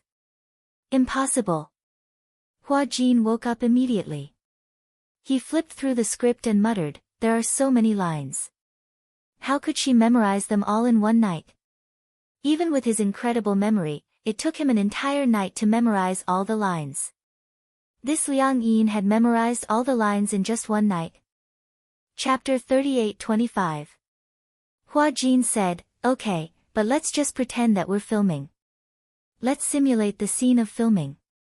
You can put in your emotions, just like how you're acting with me. Let's do this part first." Hua Jin noted that this was the part of filming the day after tomorrow. This was the main point. Liang Yin glanced at it and knew which part it was. She stood up and walked calmly to the center. It was obvious that she was very confident. First, she closed her eyes and brewed her emotions. Hua Jin also stood up. As her co-star, he was playing the role of the female lead, Mu Qingge. Standing opposite her, Hua Jin patiently waited for her to get into character. A few minutes later, Liang Yin opened her eyes and nodded. "Let's begin." Hua Jin also quickly got into character. Although he was not an experienced actor, Hua Jin's acting skills were definitely among the best among the younger actors. The story of Demon Eyes was about the love and hatred between the Demon Slayer and the Fox Emperor. The female lead, Mu Qingge, was a disciple that no one acknowledged in the Yin-Yang Palace. As a Yin-Yang master, her primary responsibility was to slay demons. However, as a demon slayer, Mu Qingge could not even learn the basic demon-slaying techniques. Until an accident, she found out that she was not actually a human, but a human and a demon that violated the taboo and gave birth. This secret was found out by the Yin-Yang Palace, and the elders ordered Mu Qingge to be expelled from the sect. The exiled Mu Qingge was abandoned by everyone. She swore that she would prove that she was a true demon slayer. However, later on, she met the Fox Emperor, Fengji. At that time, Fengji only had a cultivation of 1,000 years and could not command 100 ghosts. He was subdued by Mu Qingge. As Mu Qingge's Shikigami, he developed feelings for her after many setbacks and difficulties. Thus, he confessed to her. This was the most important scene of their rivalry. Liang Yin entered the role of Fengji. When she looked at Hua Jin's face again, her eyes were full of affection. However, this affection, because of Fengji's frivolous personality, seemed a little arrogant. "Come back to 100 Ghost Village with me. How about I make you my wife?" With just one sentence, the tension, worry, and fear of Mu Qingge's rejection, as well as the restrained admiration on her face were vividly displayed. He put down his pride and talked to her. He was afraid of being rejected, and he loved Qingsong, but he was still unwilling to give up his pride as the future Fox Emperor. Even Hua Jin was stunned for a long time. He was even prepared to stop, but he didn't expect Liang Yin to be in such a good state. It was too unbelievable. Has this guy never acted before? Acting depended on one's talent, one's aura, and 3, one's looks. If one didn't have talent and spirit chi, no matter how many great teachers they had, it would be useless. Gu Xing's acting skills were very good, and so was Yun Shishir's. Both of them were typical non-acting students, but Gu Xing's was very talented, and he could portray any character he wanted. Yun Shishir was full of spirit. Her role as Yin Xiachuan was definitely the most classic screen image. He didn't expect that Liang Yin's conditions were also so good. She was really born to be an actress. Seeing Hua Jin in a daze, Liang Yin asked nervously, "What's wrong? Is there a problem?" "No. No," Hua Jin quickly said, "you acted very well." "Then, it's not your problem, I was distracted." Chapter 38-26. The two of them rehearsed the scene at the airport. Liang Yin was in the zone, so much so that Hua Jin didn't skip the scene. He followed her mood and completely immersed himself in the role. What made him a little shocked was that in the last scene, when Liang Yin was about to part ways with Mu Qingge, she turned slightly to the side. There were tears hidden in the corners of her eyes, but because of her stubbornness, not a single drop fell. It was too shocking. Hua Jin excitedly called for a stop. He walked in front of Liang Yin and asked in surprise, "You are really not an acting student?" Liang Yin was a little curious. "What's an acting student?" "It's," Hua Jin said, "many actors come from the Central Opera and the Northern Film Academy. These actors who graduated from the Film Academy are called acting students. They have all undergone professional training." Liang Yin smiled. "I studied English translation in university. Other than drama, I haven't acted in any other movies." Hua Jin was a little depressed. How could her acting be so good? This was the standard. Comparisons were odious. Liang Yin's talent was not inferior to Gu Xing's at all. "It's a pity that you're not an actress." When Liang Yin heard this, she couldn't tell for a moment whether Hua Jin's words were complimentary or derogatory. She was a little confused. "Are you complimenting me?" "Of course." Hua Jin snorted. "If I'm not complimenting you, then what am I?" Liang Yin blushed and said, "Thank you." Hua Jin said, "It's morning. You stayed up all night memorizing the script. You must be hungry, right?" "Yeah." Liang Yin nodded. "I'm hungry." "Then, let's go out for breakfast." Can I go out as I please?" Hua Jin explained, "This is the film studio. There are no random people who can sneak in, only reporters and fans. Next to the film studio is the food street. There's all kinds of food. It's only a few hundred meters from the hotel, so it's quite convenient. Sometimes, many celebrities would stay in the film city for a few months for filming. Food, clothing, housing, and transportation were all in the film city. Many of the quaint buildings in the film and television city were built later. Because of the filming, the area gradually became prosperous. A few years ago, there might only be half of the fast food here, but as the film and television industry became more and more developed, there would be dozens of film and television crews shooting movies here every year. Actors, staff, reporters, fans, with such a large group, many businesses were born. Hotels, inns, guesthouses, food streets. It could be said that everything was available. Hua Jin asked Liang Yin what she wanted to eat. Only then did Liang Yin realize that this Hua Jin seemed to be quite a gentleman. As soon as they walked out of the room, Tang Yu's voice came from behind. "Senior Hua Jin." Hua Jin subconsciously turned his head, and only then did he realize that he was now Liang Yin. Tang Yu wasn't calling him TSK. This Tang Yu was really annoying. Perhaps it was because of him, he suddenly remembered that day on the boat, Liang Yin was aggressive, saying that Tang Yu was the real male lead of the drama. He felt disgusted when he saw Tang Yu. This Tang Yu was so young, and his hair was greasy. What was so good about him? Hua Jin glanced at Liang Yin, only to see her turn around. When she saw it was Tang Yu, her face suddenly turned red. Hua Jin was so angry that he stepped on her foot. It wasn't heavy, but it was enough to attract her attention. Chapter 38-27. Hua Jin was even more annoyed. Why are you blushing? Liang Yin didn't know how hot her face was.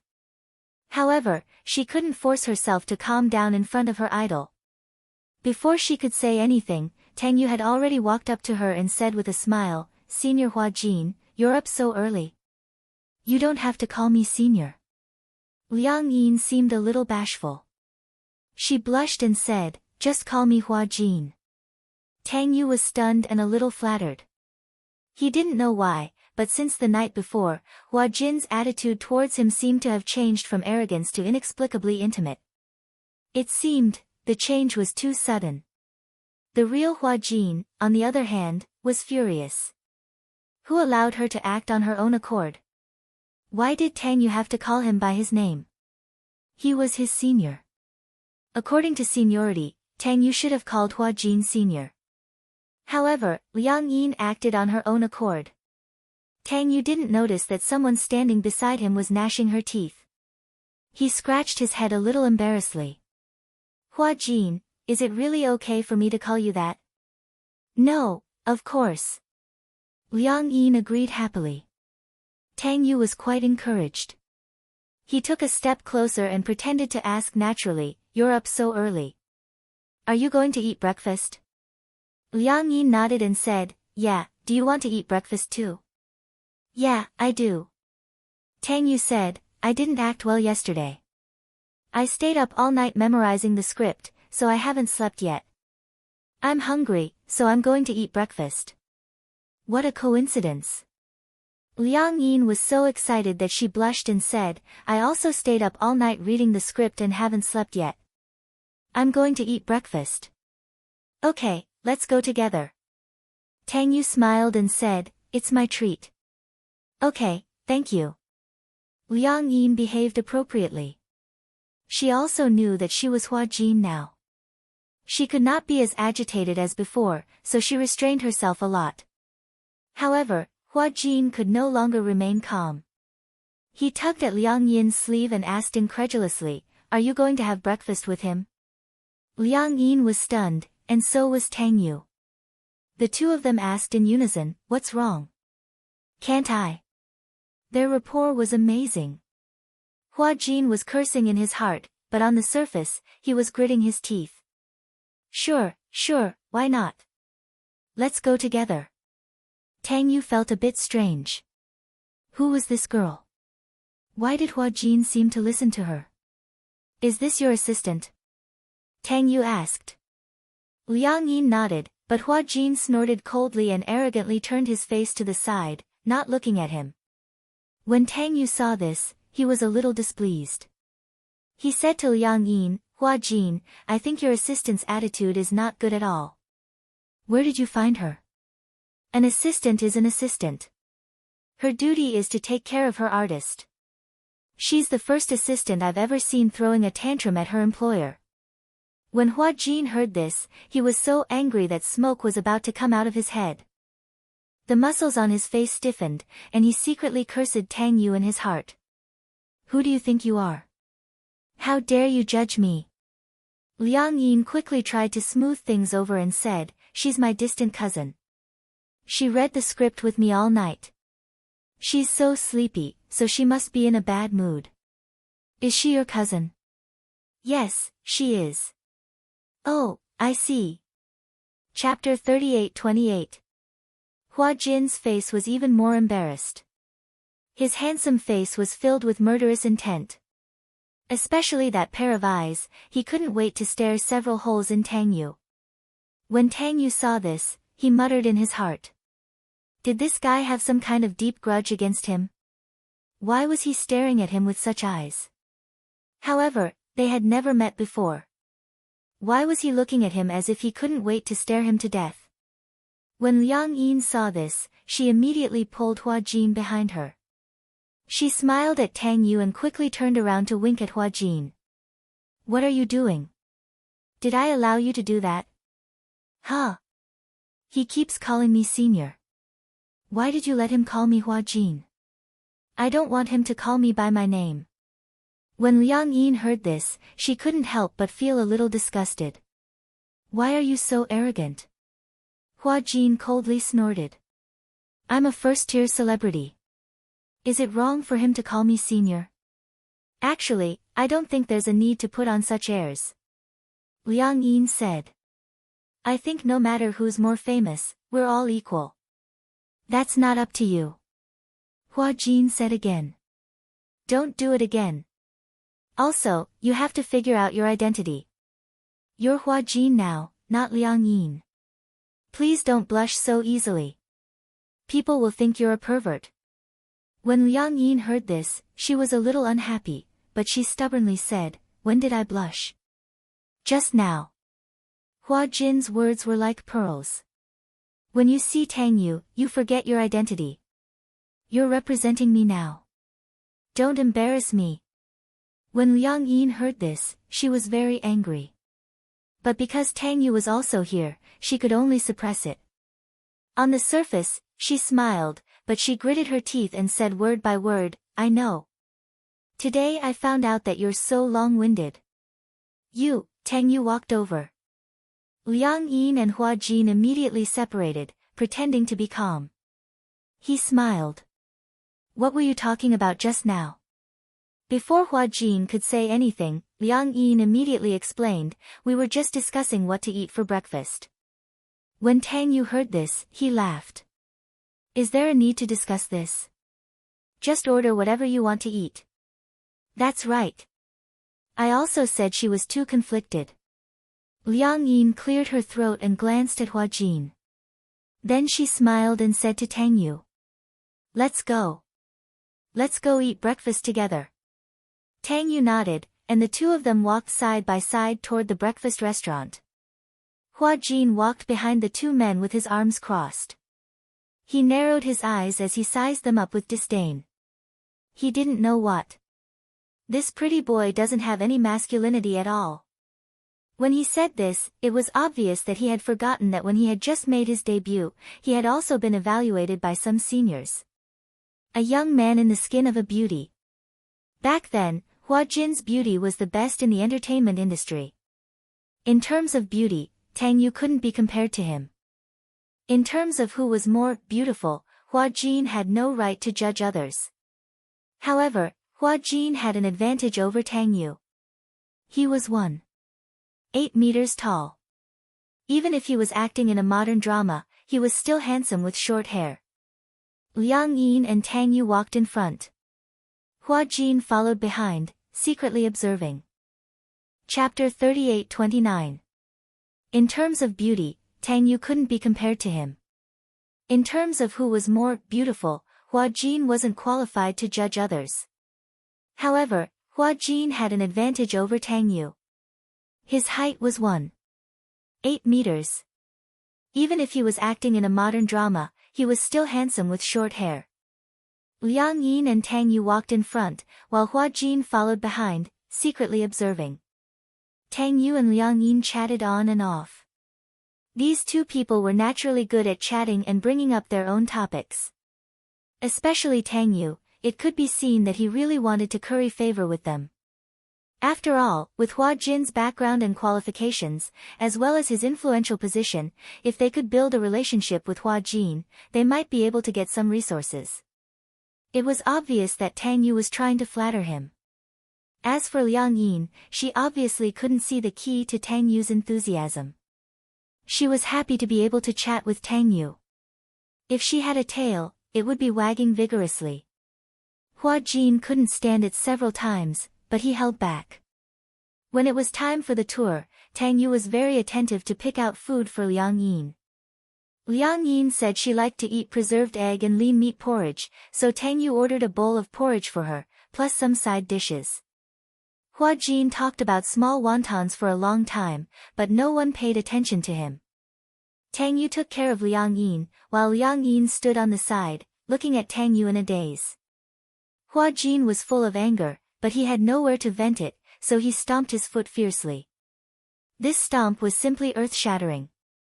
Liang Yin came back to her senses and looked at him curiously. What's wrong? I've been standing for too long, my legs are numb. Hua Jin ordered, I want to eat small wontons. Liang Yin nodded. Just as she was about to order a bowl of wontons for him, Tang Yu stopped her and glared at Hua Jin. Hua Jin, you have to understand that he's the assistant and you're the employer. How can an assistant direct the employer?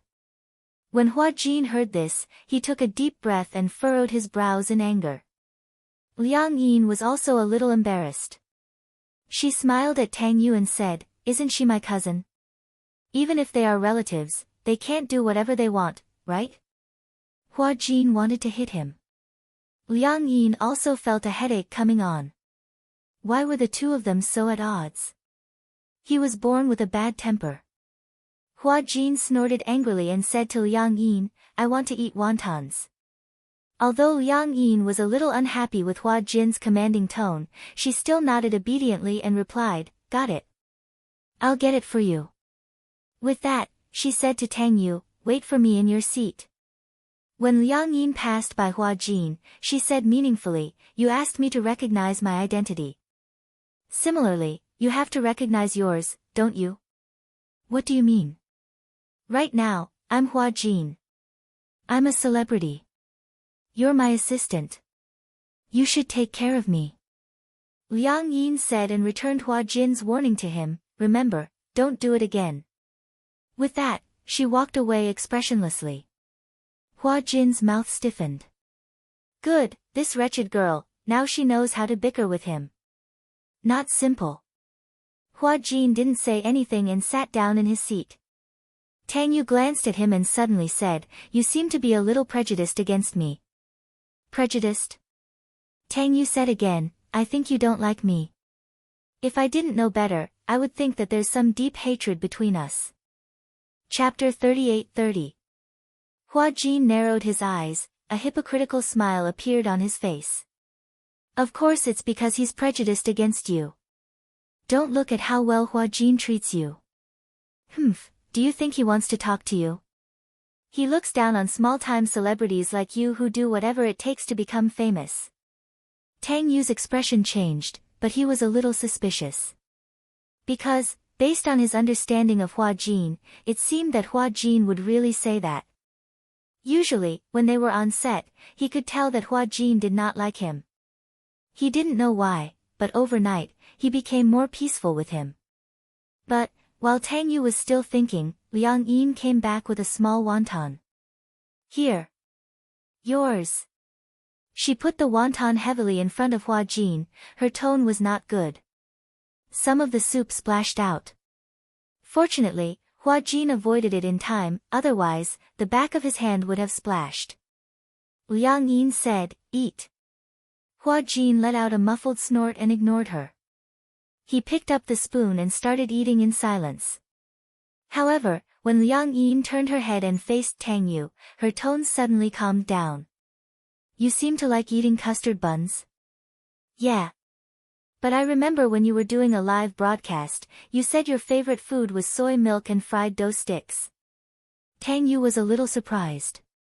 "You've seen my live broadcast?"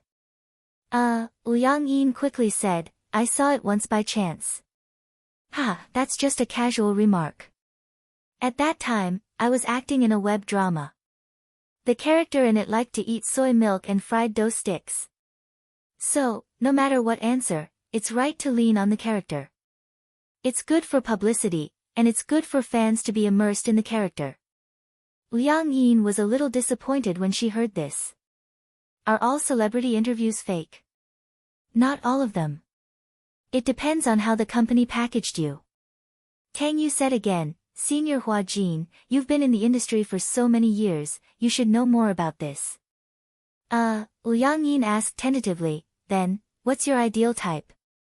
"Ideal type? It's when you say what kind of girl you like during the live broadcast." "Oh, that." Tang Yu smiled and said, "Actually, I don't know what my ideal type is. Anyway, it must be beautiful and have a good figure." "Then you said you've never been in love, how is that possible?" Tang Yu disagreed, "That's what the company told me. Actually, I had 3 girlfriends when I was in school, but they all ended without any results. Later, when I entered the entertainment industry, the company explicitly forbade me from dating. So, I've been single for a long time." Liang Yin looked a little stunned. However, there was disappointment in his eyes. She was disappointed because it turned out that the idol in her heart was also a liar. Everything that he had shown was planned by the company, and everything was done step by step. Suddenly, he felt that it was somewhat ironic. Because in some interviews, Tang Yu said that he never lied and was a very honest and reliable man. Now it seemed ironic. Hua Jin also noticed the change in Liang Yin's expression. Suddenly, he smirked and pretended to ask casually, "You said you've been single for a long time, but actually, it's just in spirit, right?" "What do you mean?" Liang Yin and Tang Yu asked in unison. Hua Jin deliberately mystified, "I won't say it. Even if I say it, you won't admit it." Chapter 38-31. Hua Jin took a deep look at Tang Yu and said indifferently, "I saw 2 female fans enter your room some time ago. They didn't come out for 2 days and 2 nights. It looks like the battle was very intense." When Liang Yin heard this, she was about to say, "Impossible." But Hua Jin suddenly pressed her hand down and warned her with his eyes. Tang Yu was obviously not surprised when he heard this. He thought it was something serious. However, he didn't deny it. Therefore, the entire crew was well aware of this matter. That day, when he brought the 2 female fans back to the hotel, he bumped into Hua Jin. Tang Yu didn't know that the Hua Jin in front of him and Liang Yin had exchanged souls. So, in front of Hua Jin, he was too lazy to quibble. "So what?" Tang Yu said lightly, "Anyway, it's consensual. Besides, we're both adults. There's no need to avoid any physical needs. Filming in the crew for so long. As a star, you can't have a girlfriend. But I'm not that famous, so there's no paparazzi waiting for me. Senior Hua Jin, it must be very hard. With so many paparazzi waiting for you day and night for big news, I'm afraid you won't have the chance to have such luck." Ha! Saying this, Tang Yu seriously declared to Liang Yin, "I'm just joking. Senior Hua Jin, please don't mind." Hua Jin was very disdainful. He put his arm around Liang Yin's shoulder and retorted, "Do you think our Hua Jin is like you? Anyway, our Hua Jin would risk his life to date. He wouldn't be like you, sleeping with fans." Liang Yin couldn't listen to it anymore and suddenly stood up. The sound of the chair's feet sliding on the tiles was very ear-piercing. Tang Yu and Hua Jin were both stunned and looked at her in surprise. Liang Yin pursed her lips and realized that she had lost her composure. She quickly said, I didn't sleep well last night, so I don't have much of an appetite. I'm going back to the hotel to rest." With that, she left. When Hua Jin saw her leave, how could he let her go back alone? But he was still hungry, thus, he swallowed a few small wontons and chased after her. When he reached the door, he grabbed Liang Yin's wrist and said in surprise, "What are you doing? Are you angry?" However, Liang Yin flung his hand away and turned her face to the side without saying anything. When Hua Jin saw this, he understood. "Don't tell me you're disappointed after hearing what I said just now." Liang Yin turned around and asked seriously, "Let me ask you, is everything you said just now true?" "Of course. You can go to the crew and ask around. Everyone knows about this.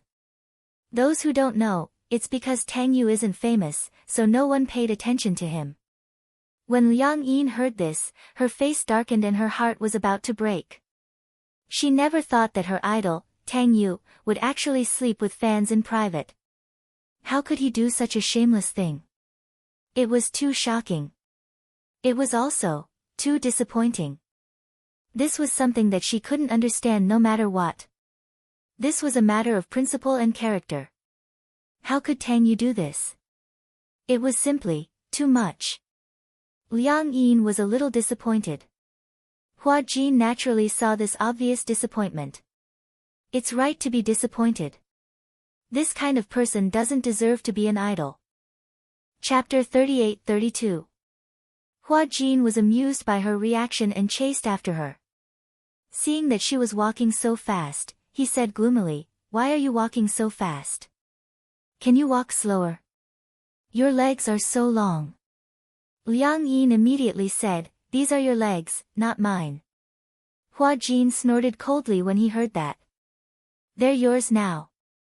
Liang Yin pursed her lips but didn't say anything. Hua Jin saw her expression and knew what she was disappointed about. He smiled and said, why, have you given up? The male idol in your heart may look like a gentleman on the surface and is a high-quality idol, but in fact, he's no different from a normal man. Liang Yin was already upset, and with Hua Jin fanning the flames, she became even angrier. She said angrily, what about you? Hua Jin was confused when he saw that she was pointing the arrow at him. What do you mean by that? Since you said that celebrities are all like this, they may look like high-quality idols on the surface, but in fact, they're no different from a normal man. Celebrities will also make the same mistakes that normal people make. What about you? Hua Jin didn't say anything at once.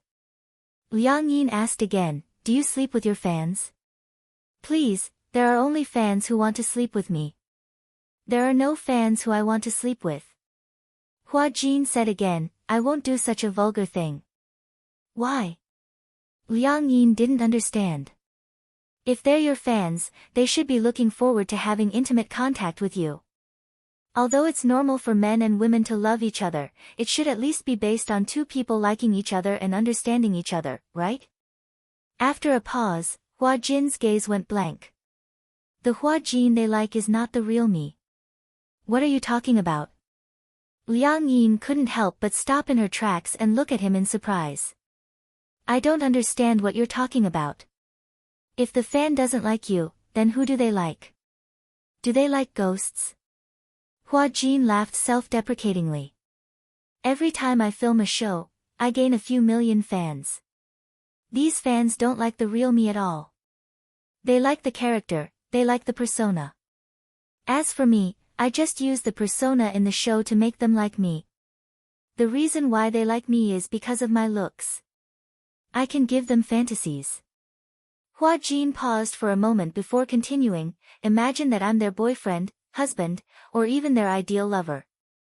As for me, as our ideal lover, I don't have the right to be in a relationship. If I do, I'll lose my fans. In fact, some of my fans might even jump off a building. When that happens, the media will blame me and force me to bear the blame. Then why did you become an actor? Because this is my job. Hua Jin smiled. Since you've accepted it, there's no need to complain. Even if the fans like your character, you are still an actor. You can disappoint anyone, but you can't disappoint your fans. That's a nice thing to say. Liang Yin said, I remember that you have a lot of dark history. Isn't there a rumor that you've been slept with by the higher-ups? When Hua Jin heard this, he frowned. Who said that? Sister V said it. Sister V. Hua Jin felt that this name sounded familiar. Who's Sister V? Chapter 38-33. Liang Yin had promised to keep it a secret. The problem was that if Hua Jin found out who Sister V was, it would be disadvantageous to her. Sister V was Tang Yu's manager. Her name was Ivy, and she was known as Sister V. Tang Yu had several fan circles that had always been managed by Sister V. Sometimes, Sister V would post some gossip in the fan circle. Although the names of the people involved were hidden, one could still tell who they were based on their characteristics. Sister V had said that Hua Jin had debuted by using unspoken rules. This matter was no longer a secret in the circle. Everyone knew about it. With his powerful resources, Hua Jin used to be domineering, arrogant, and unreasonable in the crew. He even looked down on his seniors. However, for some reason, Hua Jin had changed a lot and his temper had become much better. No one knew what had happened to him. Hua Jin did not say anything, but his face was especially livid. On the way back to the hotel, he did not say anything and remained silent. Liang Yin could not be bothered to say anything to him. Both of them had their own thoughts. After returning to the hotel, Liang Yin fell asleep, while Hua Jin lay on the sofa, wanting to catch up on some sleep. Liang Yin seemed to have been woken up by something. She opened her eyes and heard that it was Hua Jin. It was the sound of enduring pain, depression, suffering. Liang Yin sat up, feeling a little puzzled. She walked over and saw Hua Jin curled up on the sofa, his body trembling. It was obvious that he was in pain. What's wrong? Liang Yin felt a little strange and nudged him gently. Hua Jin turned his head and saw that it was her. He groaned weakly and said, My stomach hurts. Why do you have a stomach ache? Liang Yin frowned strangely. Did you eat something? I only had wontons this morning. Then why does it hurt? Could it be diarrhea? Hua Jin shook his head. I don't feel like having diarrhea. You don't have stomach pain, do you? Stomach ache? No, I don't. Hua Jin thought about it and agreed. A stomachache didn't seem to feel like this either. His stomach hurt once, and it felt like his intestines were twisted together. But this time, it didn't seem to be in the stomach, but in the lower abdomen. Liang Yin's eyebrows twitched. She seemed to have thought of something. She calculated the date and asked, You, don't tell me you're on your period? Menstruation? Hua Jin blushed and sat up. However, when he sat up, he clearly felt that something was wrong. Oh no, Hua Jin stood up and looked down.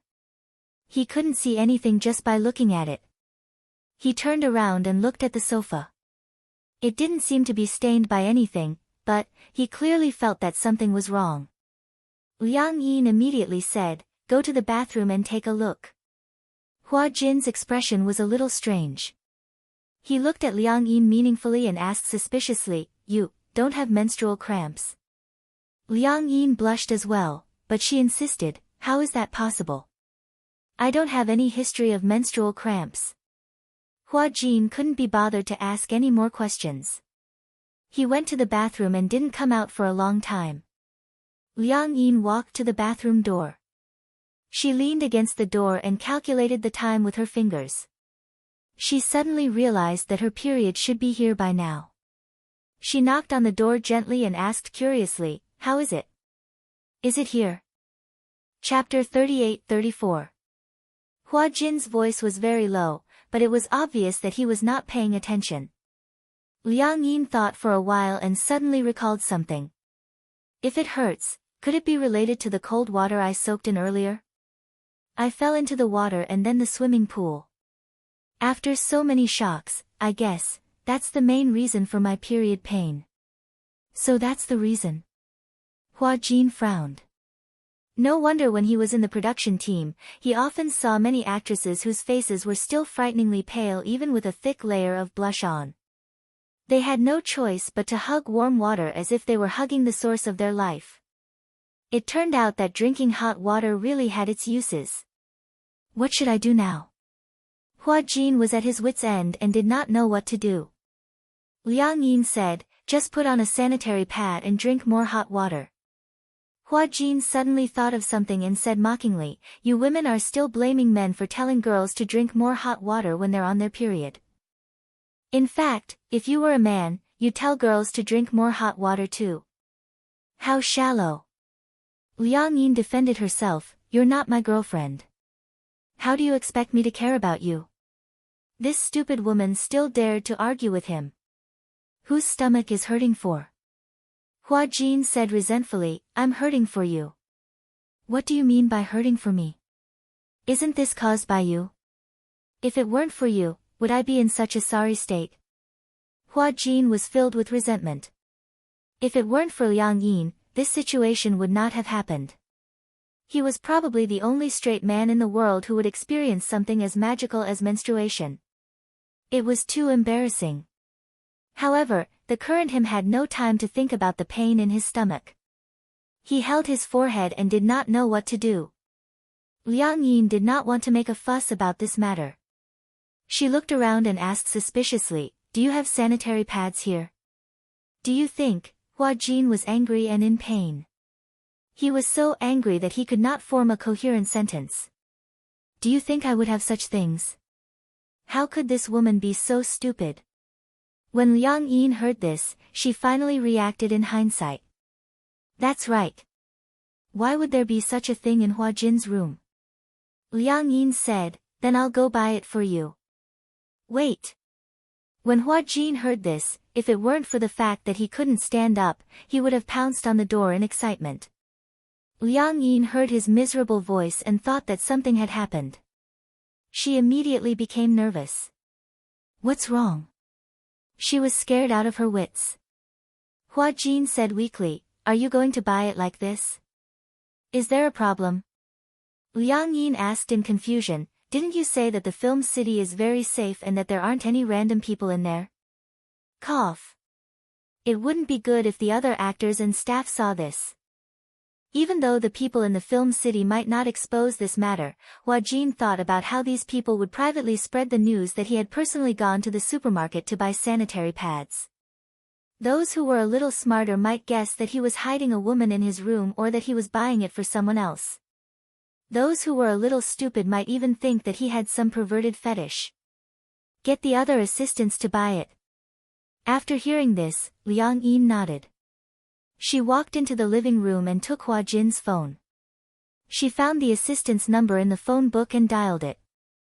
The call went through very quickly. She could tell that the assistant was still outside. Chapter 38-35. I just left the house. When Liang Yin heard this, she asked tentatively, can you come back for a while? What's wrong? It's like this. Didn't I hire a new assistant called Liang Yin? Liang Yin felt awkward at the mention of her name. She's on her period, so she doesn't have any ABC pads with her. I need you to bring one back. I couldn't tell. The assistant said in surprise, I didn't expect you to be so familiar with the brand of sanitary pads. You even know ABC. Liang Yin hurriedly said, Liang Yin was the one who told me. I don't know what it is either, but she told me to tell you that. She's shy and embarrassed to say that she only uses this brand. Okay, no problem. Give me 5 minutes. Oh, remember. I want both for day and night use. The bigger ones are the best. Understood. Liang Yin hung up awkwardly and returned to the bathroom door. She said softly with a red face, hang in there for a while. She'll bring it back soon. Hua Jin, who was inside, was half dead. He hugged his shoulders weakly and rolled his eyes. It hurt, he was in so much pain that he wished he was dead. How could it hurt so much? Hua Jin didn't know that being a woman was so painful. It hurts, he groaned a few times. Obviously, he couldn't take it anymore. When Liang Yin heard this, she felt an inexplicable sense of schadenfreude. What kind of pain is this? I'm considered lucky.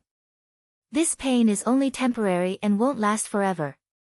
Some people will feel pain when they're born, whether they drink cold water or not, whether they're cold or not. You seem to be very proud of it. Of course. Now that we've swapped places, no matter how painful it is, it has nothing to do with me. As she spoke, Liang Yin continued, if we don't switch, who knows, you might experience the pain of your first time and the pain of giving birth. Ha! Her words were undoubtedly provocative. However, she had clearly forgotten that Hua Jin was currently occupying her body. Hua Jin, however, was obviously dismissive. Instead, he continued, all right, then. Tomorrow, I'll find a man and experience the pain of my first night. At the same time, if you're lucky, you can experience the pain of giving birth.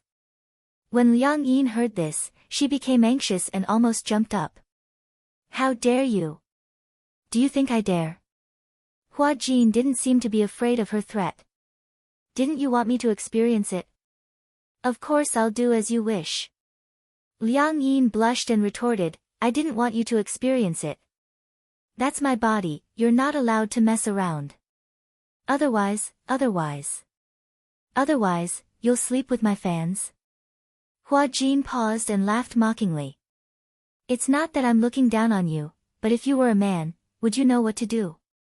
Liang Yin blushed even more at his words.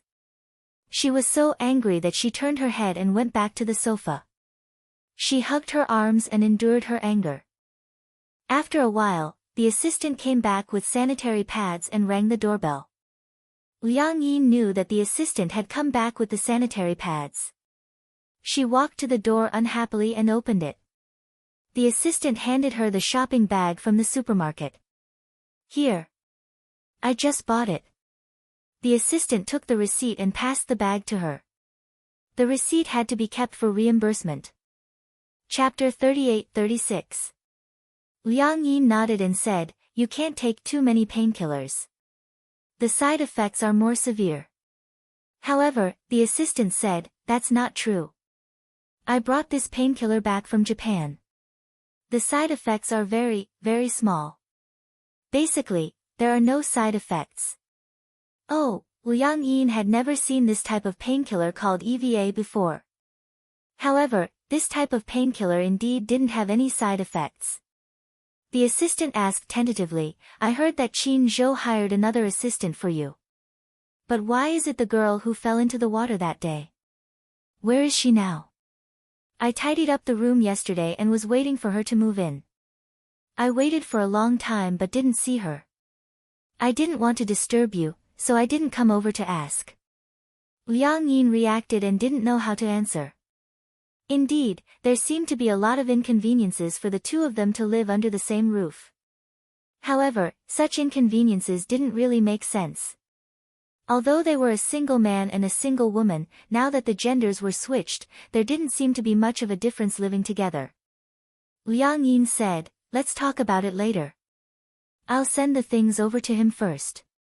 Just as she finished speaking, the assistant called out to her. "Hua Jin." Liang Yin turned her head and glanced at her. The assistant walked in quietly and asked cautiously, "That girl called Liang Yin, could she be my what? Your lover?" The assistant asked very ambiguously. It wasn't like this had never happened before. For celebrities, the more popular they were, the more they couldn't announce their relationships. However, humans had all kinds of emotions and desires. Sometimes, when a celebrity fell in love, in order to not announce it, they would turn their lover into their assistant and stick together every day. It was not only a dignified and legitimate relationship, but also a cover-up. However, most of the time, it was male celebrities who would do this. Usually, if a female celebrity was in a relationship, most of her partners were rich and powerful people. At the very least, they would be contracted lovers in the industry. These so-called contracted lovers were many second- and third-tier celebrities or has-been celebrities who wanted to use their relationships to gain fame. Hence, the assistant suspected this. Liang Yin smiled and said, "How is that possible?" She said awkwardly, "Let's talk about other things later." Liang Yin said, holding the door frame. She was undoubtedly asking him to leave. When the assistant saw this, he couldn't help but feel a little embarrassed. She walked out of the door in disappointment, and Liang Yin closed the door. The assistant outside the door looked displeased. That was jealousy, naked jealousy. Back then, she had spent a lot of money to become Hua Jin's assistant. She had used her connections and asked for favors. Finally, she got what she wanted and became her idol's assistant. There were different levels of assistants, such as administrative assistant, production assistant, personal assistant. She started out as an administrative assistant. An administrative assistant was only responsible for booking plane tickets, hotels, and other behind-the-scenes work. Usually, she wouldn't be able to meet celebrities. Finally, she got her chance. She used some underhanded means to get rid of Hua Jin's personal assistants one by one. Finally, she got what she wanted and became his personal assistant. Being able to become Hua Jin's assistant was something she didn't even dare to dream of, but she had always coveted it. Chapter 38-37. After all, she would be able to stay by her idol's side day and night and receive a hefty commission. She was the only one among the tens of millions of fans in Hua Jin's fan club. However, now an assistant had appeared out of nowhere and was even staying in the same room as Hua Jin. She was so jealous. What right did this Liang Yin have to have such special privileges? And she didn't. This new assistant had appeared out of nowhere and became Hua Jin's closest assistant. She was even staying in the same room as him. Liang Yin didn't expect this assistant to be jealous. She took the tampons and painkillers, walked to the bathroom door and knocked. Hua Jin, I bought the things. After a long time, a weak voice came from the bathroom. So much blood. Will I die? Pfft. Liang Yin didn't expect Hua Jin to ask such a question. She didn't know whether to laugh or cry. Holding back her laughter, she said, Don't worry, I definitely won't die. I heard. If a person loses too much blood, they will go into shock or something. Liang Yin couldn't hold it in anymore. She held her stomach and laughed until tears came out of her eyes. Seeing her laugh, Hua Jin was so angry that his stomach hurt even more. He said angrily, You. What the **ck are you laughing about? This is the first time I've heard of someone going into shock because of excessive blood loss. Hua Jin was so angry that he shouted at her, Why didn't you tell me earlier that you were going to have your period? I forgot to say. How could I have predicted that something like this would happen? Liang Yin quickly changed the topic. Alright, let's not talk about this anymore. Being a woman is like this. No matter how much you cry, you still have to feel pain when it's supposed to. However, your assistant was so considerate to buy painkillers. Drink some hot water after you eat and rest for a while. I don't know how to. Do you know how to wipe your butt? Yes. Do you know how to apply band-aids? Yes. Wipe it clean like you're wiping your butt. Then, stick the sanitary napkin on your underwear like a band-aid. Remember, the side with the adhesive is facing your underwear. Don't stick it in the wrong direction. I know. Liang Yin handed the bag in and Hua Jin took it. After a while, he opened the door and walked out. His face was extremely pale. When Liang Yin saw this, she didn't say anything. She helped him to the sofa like Empress Dowager Cixi and let him lie down.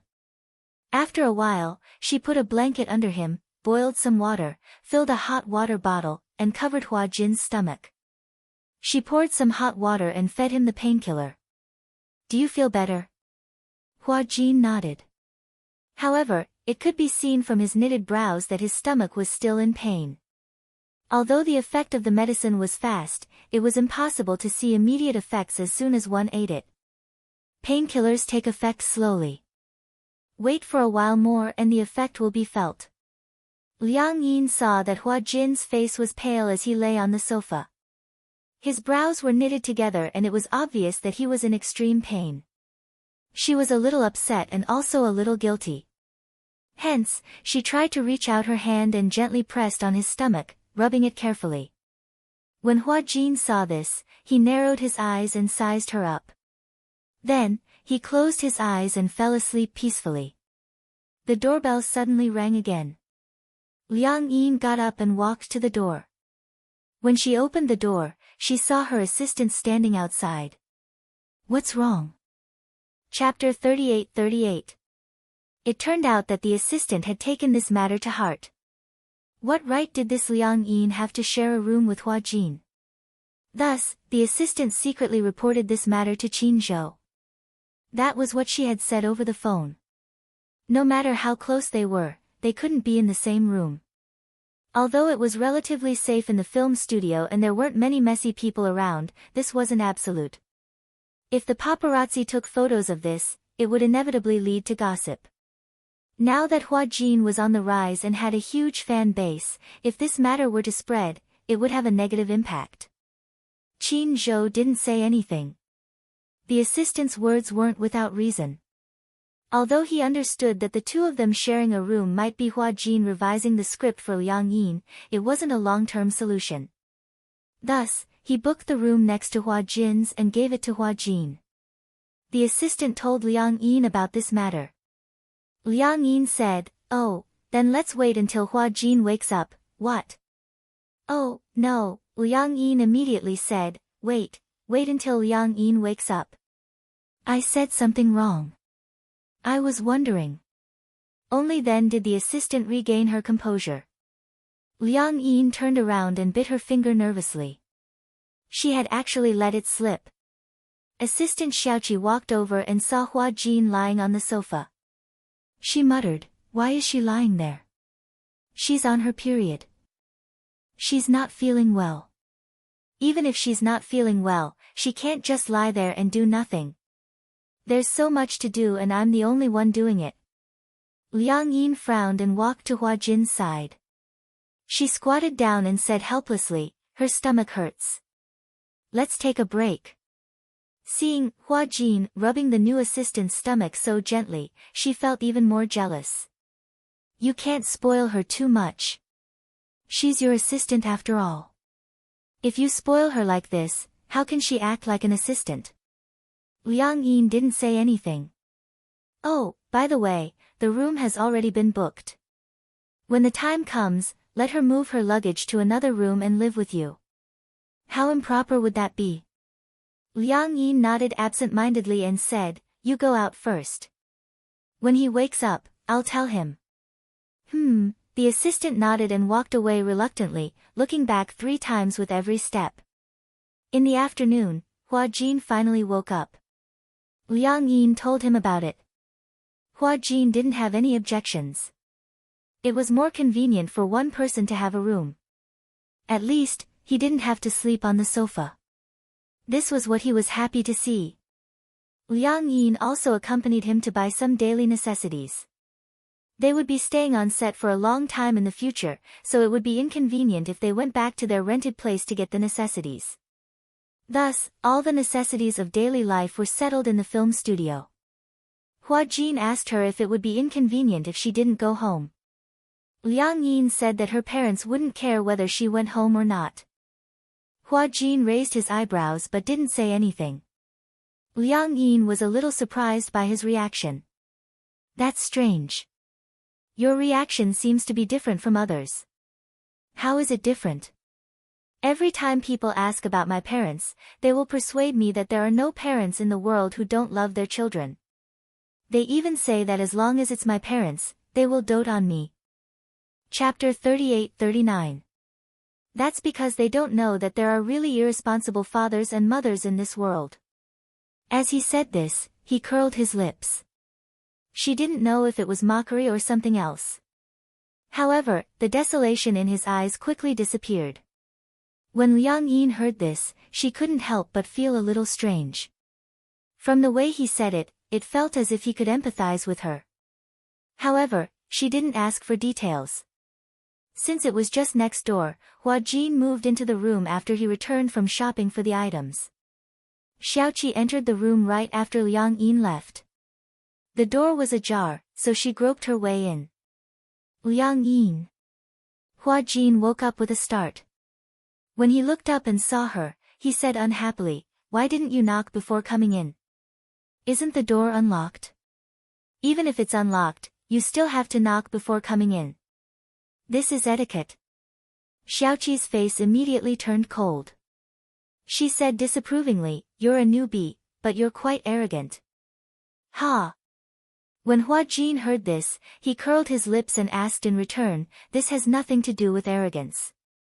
This has to do with quality." For some reason, Xiaoqi gave him a different feeling all of a sudden. In the past, when Xiaoqi was by his side, she was polite, humble, and polite. Now that he had become Liang Yin, this Xiaoqi seemed to have become a little, high and mighty. Hua Jin asked calmly, "Why are you looking for me?" Xiaoqi didn't beat around the bush and went straight to the point. "I want to change rooms with you." What? When Hua Jin heard this, he was a little surprised. "Why do you want to change rooms with me?" "I'll change rooms if I want to. Why are you asking so many questions?" Hua Jin was increasingly unhappy with her attitude. "This is my room. Don't I even have the right to ask questions?" "Okay, then I'll ask you." Xiaoqi asked, "What's your relationship with Hua Jin?" When Hua Jin heard this, he said expressionlessly, "He's my employer and I'm his assistant. That's our relationship." "Humph, I think your relationship with him isn't as simple as it seems. I don't know how Master Qin Zhou allocated your room. He actually allocated your room right beside his. I don't know how you did it. Oh. Don't tell me you're thinking that you're close to him first. The more Hua Jin heard, the more he was confused. Although he didn't understand what Xiaoqi meant, it was definitely not friendly. I don't know what you're trying to say. You do. Xiaoqi suddenly became aggressive. You like Hua Jin, don't you? Hua's Xiaoqi's. This question was too difficult to answer. Xiaoqi's Xiaoqi. He suddenly came to a realization. This Xiaoqi, could she be, oh. What? What did you say? Maybe you're jealous because Hua Jin treats me so well. Is that why you want to ostracize me? It had to be said that Hua Jin was very observant. Xiaoqi snorted coldly. Who am I to be jealous of you? Who do you think you are? I'm Hua Jin's personal assistant. Moreover, I've been taking care of him for 3 years. Who do you think you are? Chapter 3840. Limited Tolerance. Xiaoqi burst out laughing, as if she had heard the funniest joke in the world. If you don't even have this bit of tolerance, how can you be a celebrity's assistant? If an assistant can't even take this little bit of humiliation, you'd better get out of here.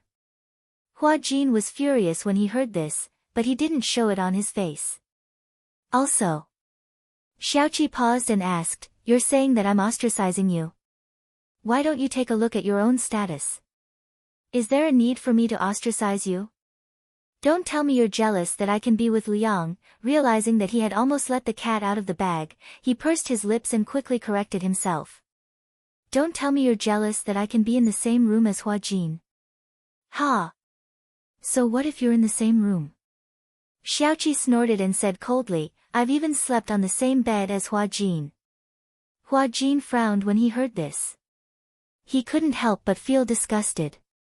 He hadn't expected to see Xiaoqi in such a state after his soul had swapped with Liang Yin's by a freak combination of factors. In the past, in Hua Jin's eyes, Xiaoqi was very obedient, sensible, and hardworking. As an assistant, she was willing to do anything, no matter if it was dirty or tiring work. Moreover, in front of him, Xiaoqi always appeared to be very quiet and gentle. No matter how difficult it was to deal with reporters or fans, she was always able to deal with them calmly. It was just that, now that he was in Liang Yin's shoes, he saw another side of Xiaoqi. Jealous, sarcastic, and even ostracizing newcomers, Hua Jin couldn't help but feel curious. Was she usually like this? Hua Jin was a little suspicious about Xiaoqi's true colors. Alright. Let's stop here. If I go overboard, you won't be able to avoid complaining to Hua Jin that I'm bullying newcomers. Hua Jin cursed silently in his heart. What do you mean by complaining? It's obviously the truth, okay? Hua Jin didn't say anything. Xiaoqi took it as him admitting defeat. She said coldly, if you know what's good for you, quickly change rooms with me. As a new assistant, I'm afraid that you won't be able to take care of many things. After all, I've been by Hua Jin's side for so many years. I'm sure you won't be able to take care of things as well as me. So, hurry up and change rooms with me. Have you asked for Hua Jin's permission? He will definitely agree. Previously, if it weren't for the fact that we didn't have a room next door, I wouldn't have been 1 floor away from him. Now, since there's a room next door, give it up. To Hua Jin, being an assistant is all the same. It's just taking care of his daily life. What's the difference? Hua Jin smiled and said meaningfully, even if you want to change rooms with me, you have to ask Hua Jin if he agrees. After all, this room is mine now. You can't just change it as you wish. Alright, just you wait. Naturally, Xiaoqi didn't believe it. She left the room and went to the room next door. She knocked on the door and soon, footsteps could be heard from inside. Liang Yin opened the door and saw Xiaoqi standing at the door. She frowned slightly. Although she didn't show it on her face, deep down, she was annoyed. Why was this assistant a little too attentive? She had intended to sleep. Chapter 3841. When she thought of what Hua Jin had mentioned, she recalled Tang Yu's nonchalant attitude when they talked about it.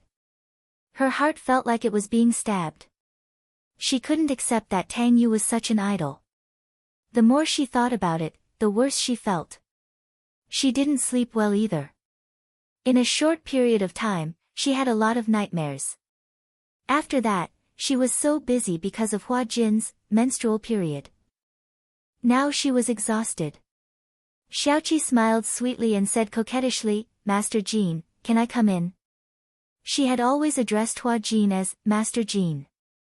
When Liang Yin heard this, she didn't let her in immediately. Instead, she asked through the door, "What's the matter?" "I'm going to sleep." "It's like this," Xiaoqi said bashfully, "isn't the room next to yours empty?" "I was thinking, why don't I change rooms with the new assistant called Liang Yin? She's a new assistant, so she definitely can't take care of you. I'll stay next to you and take care of everything. What do you think?" Xiaoqi was full of anticipation for Hua Jin's approval. However, when Liang Yin heard this, her brows furrowed again. She wasn't willing to accept Xiaoqi's suggestion. Because Hua Jin had to stay next to her. If anything happened, she could find him quickly by just one room. It was more convenient. Now that they were in the same boat, it wouldn't be too much to say that they were in the same boat. She immediately said, "Forget it. It's better to let Liang Yin stay next to me." Xiaoqi was stunned, so much so that the smile on her face froze. "Why? Am I not taking good care of you?" "No." Liang Yin didn't know how to explain it. She pondered for a moment and asked tentatively, "Why do you have to stay next to me? Am I not taking good care of you?" Liang Yin exclaimed. She didn't know how to explain it, so she simply said bluntly, I still prefer Liang Yin to live next door." Without waiting for Xiaoqi to reply, she pretended to yawn and said to Xiaoqi, "I'm so sleepy. Let's talk tomorrow." After saying that, Liang Yin laughed and closed the door without waiting for Xiaoqi to say anything. With her back against the door, Liang Yin muttered with a dark expression, "Why is this assistant even harder to deal with than the fans?" Earlier, when she went to the supermarket to buy some daily necessities for Hua Jin, she was chased by a few fans. However, after signing and taking photos with her, they stopped pestering her. Could it be that Xiaoqi was also a die-hard fan of Hua Jin, and that was why she lurked beside Hua Jin as his assistant? Just thinking about it made him shudder. Outside the door, Xiaoqi stared blankly for a long time before she finally reacted. Hua Jin had blocked her outside the door. But she couldn't figure it out. This Liang Yin had just arrived, so why did Hua Jin like her so much? Which part of her couldn't compare to Liang Yin? The more she thought about it, the angrier she got. She even suspected that Hua Jin and Liang Yin had an unusual relationship. Hence, she barged into the room next door and ran to Hua Jin. She demanded fiercely, "Liang Yin, what are you doing here? Answer me, what did you do?" Her hysterical look was like an ancient imperial concubine fighting for favor in the imperial harem. Chapter 38-42. Wash up and go to bed. Xiaoqi narrowed her eyes and said suspiciously, "Did something happen between the two of you? Are you trying to make use of him, or are you trying to threaten him with some unspeakable means?" She had heard of something in the past. It was also about a popular idol. There was once a male celebrity who got drunk. That night, something happened between him and his assistant who was taking care of him. After that, the assistant used this as leverage to blackmail the male celebrity into giving her $5 million or she would sue him for forcing himself on her. The male celebrity had no other choice but to gather 3 million yuan. This matter could be considered settled peacefully. Hence, Xiaoqi was a little suspicious about what methods Liang Yin had used to coerce Hua Jin. "Are you crazy?" Hua Jin couldn't take it anymore. He stood up and chased her away. "Get out of here. There was an important scene tomorrow." It was Liang Yin's first time acting and he didn't know what would happen on set. He planned to go to bed early and rehearse with Liang Yin the next morning. He really didn't have the energy to bother with a lousy assistant. Xiaoqi was also furious. She didn't even choose her words carefully. B*tch. What did you say? I said you're a B*tch. Hua Jin was completely enraged. He pinched her face and threw her out of the door. If you dare to provoke me again in the future, believe it or not, you can forget about being an assistant in the future. With that, Hua Jin slammed the door shut with a bam. Xiaoqi was given the cold shoulder again.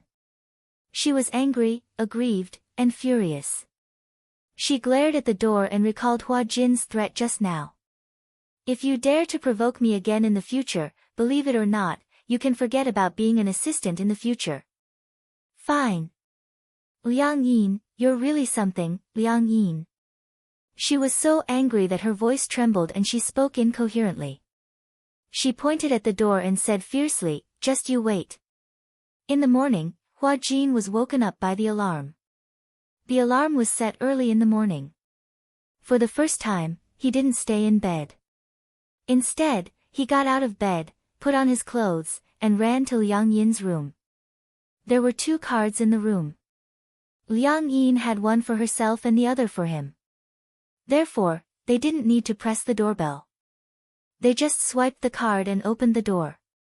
In the room, Liang Yin was still in bed, sleeping soundly.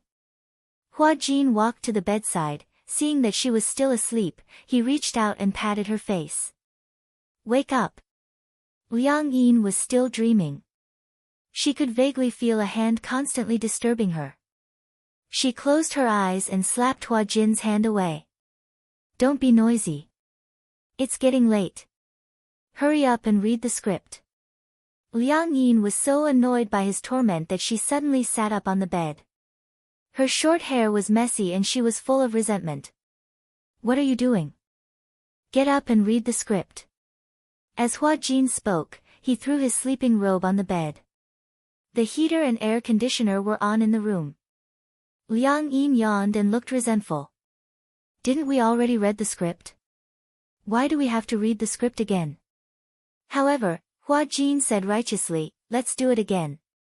We have to act today, in case you make any mistakes. Liang Yin was even more disheartened. Director Gu is a very strict director.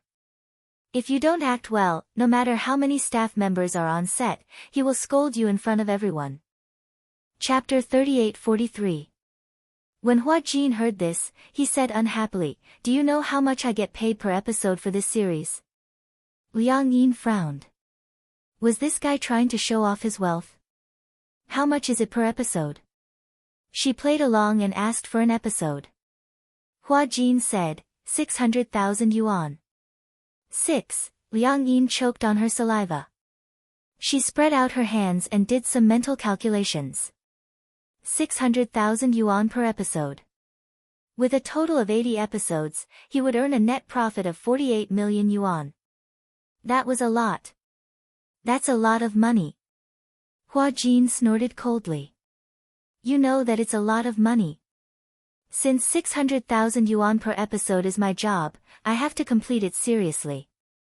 Even if something like this happens, I can't be a burden to the production team. When Liang Yin heard this, her impression of him changed. I didn't expect you to be so dedicated. Hua Jin smiled and said proudly, of course. But if it were me, I'd be willing to be so dedicated too if I get 600,000 yuan per episode. But if I act for you, I won't get a single cent of this 600,000 yuan. Hua Jin's lips twitched. Why didn't he think of this? That's right. Liang Yin crossed her arms angrily. Then wouldn't I be working for free for you? I'll give you half. Half, 500,000 yuan per episode after tax. I'll give you 250,000 yuan. How about that? Hua Jin said and continued, as long as you act well, there will be dividends for this series. We'll split it 50-50. Liang Yin was scared out of her wits. She quickly did some calculations. According to Hua Jin's promise of 250,000 yuan per episode, if she were to film a drama, she would be able to earn at least 20 million yuan. 20 million yuan. Liang Yin sucked in another deep breath of cold air. Suddenly, she seemed to realize that something was wrong. Wait. What's the matter? Let me ask you a question. Do you think we can still get the money back? It would have been better if she hadn't asked. As soon as this question was asked, Hua Jin's expression changed. He said without thinking, you can definitely change back. How? Liang Yin was a little disappointed. Every day when I wake up, I hope that everything is just an absurd dream. But every time I wake up, nothing has changed. As she spoke, she held her face worriedly and looked like she was about to cry. Don't tell me that we can't change it back in this lifetime. You're not allowed to say such depressing words. Even if I can't get it back for the rest of my life, I'll be the one losing out. Hua Jin snorted coldly. You've become me, a superstar with a net worth of tens of millions. As for me, I've become you, a poor dog. That's right. Liang Yin's eyes lit up when she heard that. Why didn't I realize that? That's right. She was now Hua Jin, with a net worth of tens of millions. Then, Hua Jin saw that her eyes were shining brightly and asked suspiciously, what are you planning? Ahem. Liang Yin cleared her throat and said, I just thought of it. Now that I'm a superstar and I have money, does that mean that I can eat the high-end Western food that I didn't even dare to dream of in the past? Hua Jin was so angry that he wanted to vomit blood. He leaned against the wall and felt like he was going to vomit blood. To think that he had thought that she was going to give a constructive speech. Now that she was a superstar with a net worth of tens of millions, all she could think about was high-end Western food. Chapter 38-44. Get up. As Hua Jin spoke, he placed his hands under her armpits and tried to drag her off the bed like he was carrying a doll. However, Hua Jin was wrong about one thing. The Liang Yin in front of him had already become a 1.8-meter tall man, while he himself was only about 1.6 meters tall. When he exerted his strength, Liang Yin was much heavier than he expected. So much so that he was caught off guard and fell on top of Liang Yin. Liang Yin had originally wanted to get up, but after being pinned down by Hua Jin, she ended up being pinned down instead. The two of them stared at each other on the bed like a human pyramid. Liang Yin's face turned redder and redder. You. Hua Jin pretended to be calm. What about me? Are you taking advantage of me on purpose? Take advantage of you. Have you ever seen someone take advantage of themselves? Although this is your body, it belongs to me now. Please don't touch it carelessly. When did I touch it carelessly? Also, how did this body become yours? How is it not mine? Then does that mean this body of mine is also mine? Do I have the right to touch it as I wish? You? No way. Don't you dare. Let's see if I dare. After the two of them fooled around for about half an hour, Liang Yin finally finished washing her face and brushing her teeth. She then sat on the edge of the bed. Hua Jin and Liang Yin began to go through the script. It had to be said that although Liang Yin's script skills were not very professional or deep, she was much better than the average new actor who had not received any professional training. This was probably the legendary talent, right? Hua Jin was sure. If she had a noble person to guide her properly, she would definitely be quite accomplished in acting. Hua Jin. It's your turn to say your lines. Hua Jin was clearly distracted. When he came back to his senses, he forgot what to say and hurriedly looked at the script in his hand. When Liang Yin saw this, she couldn't help but laugh. No way, right? Don't you remember your lines? Hua Jin naturally wouldn't admit that he had been distracted. He cleared his throat and said, I just glanced at it. Oh. While Hua Jin was sneaking glances at the lines, Liang Yin was sizing him up from time to time. When he was serious, it gave people a good feeling. Liang Yin suddenly felt that her previous impression of Hua Jin was too biased. Actually, this guy wasn't bad at all. Other than the fact that he was sometimes a little arrogant, a little sharp-tongued, and always teasing people, he was actually a pretty good man. Liang Yin suddenly reacted and realized what she was thinking. This time, it was her turn to be in a daze. Hua Jin glanced at her and asked, "Are you in a daze?" Liang Yin immediately lowered her head guiltily and stole a glance at the lines. The two of them went through their lines seriously twice. Unknowingly, the sky was already bright. Seeing that it was getting late, Hua Jin said, "Let's go." "Eh? Where are we going?" "To the set." "So early?" Liang Yin glanced at the time and saw that it was only 7 in the morning. She was a little surprised. "It's still so early. Makeup takes 2 hours. What do you think?" Hua Jin didn't allow her to explain. He grabbed her collar and walked to the cloakroom. "Hurry up and change. Just change into something else." Liang Yin sighed. "Is it so hard to be an actress? Do you have to wake up so early every day?" Chapter 38-45. After Liang Yin changed her clothes, Hua Jin led her to the set. Just as she walked out of the room, she bumped into Xiaoqi. Xiaoqi had originally planned to wake Hua Jin up, but she didn't expect that he had already changed his clothes. What she didn't know was that Hua Jin, who usually couldn't be woken up and liked to laze in bed, had actually woken up early for the first time and urged Liang Yin to finish memorizing her lines. "Ah! Master Jin, you're not lazing in bed today." As she said this, Xiaoqi even secretly rolled her eyes at Hua Jin. She obviously didn't know that the Liang Yin now was Hua Jin. If she knew, she would regret it so much that her intestines would turn green. Liang Yin didn't react at first, but it was Hua Jin who spoke first. "Today, I'll accompany Master Jin to the set. You can stay in the hotel and play." When Xiaoqi heard this, she felt indignant. Usually, when Hua Jin was on set, she was the one who took care of him. Whenever Hua Jin was filming, which day didn't she wake up early and keep busy? Xiaoqi said exasperatedly, "How do you know how to take care of people?" "I'll take care of Master Jin." Hua Jin was speechless. This Xiaoqi, he didn't realize it before, but now it seemed that she was really quite annoying. Seeing this, Liang Yin also said, "Xiaoqi, let Liang Yin follow me to the set today." Hua Jin hooked his arm around Liang Yin's shoulder as if he was driving her away. He waved at Xiaoqi and said, "Go, go. There's nothing else for you to do." As he said this, he walked towards the set with Liang Yin in his arms. Xiaoqi was stunned on the spot. She didn't expect that the two of them would leave just like that. She suddenly felt a sense of uneasiness that was imminent danger. It was as if her position was being threatened. This sense of uneasiness, Liang Yin. Xiaoqi gritted her teeth hatefully as she glared at the two people who were walking further and further away. She was burning with anger.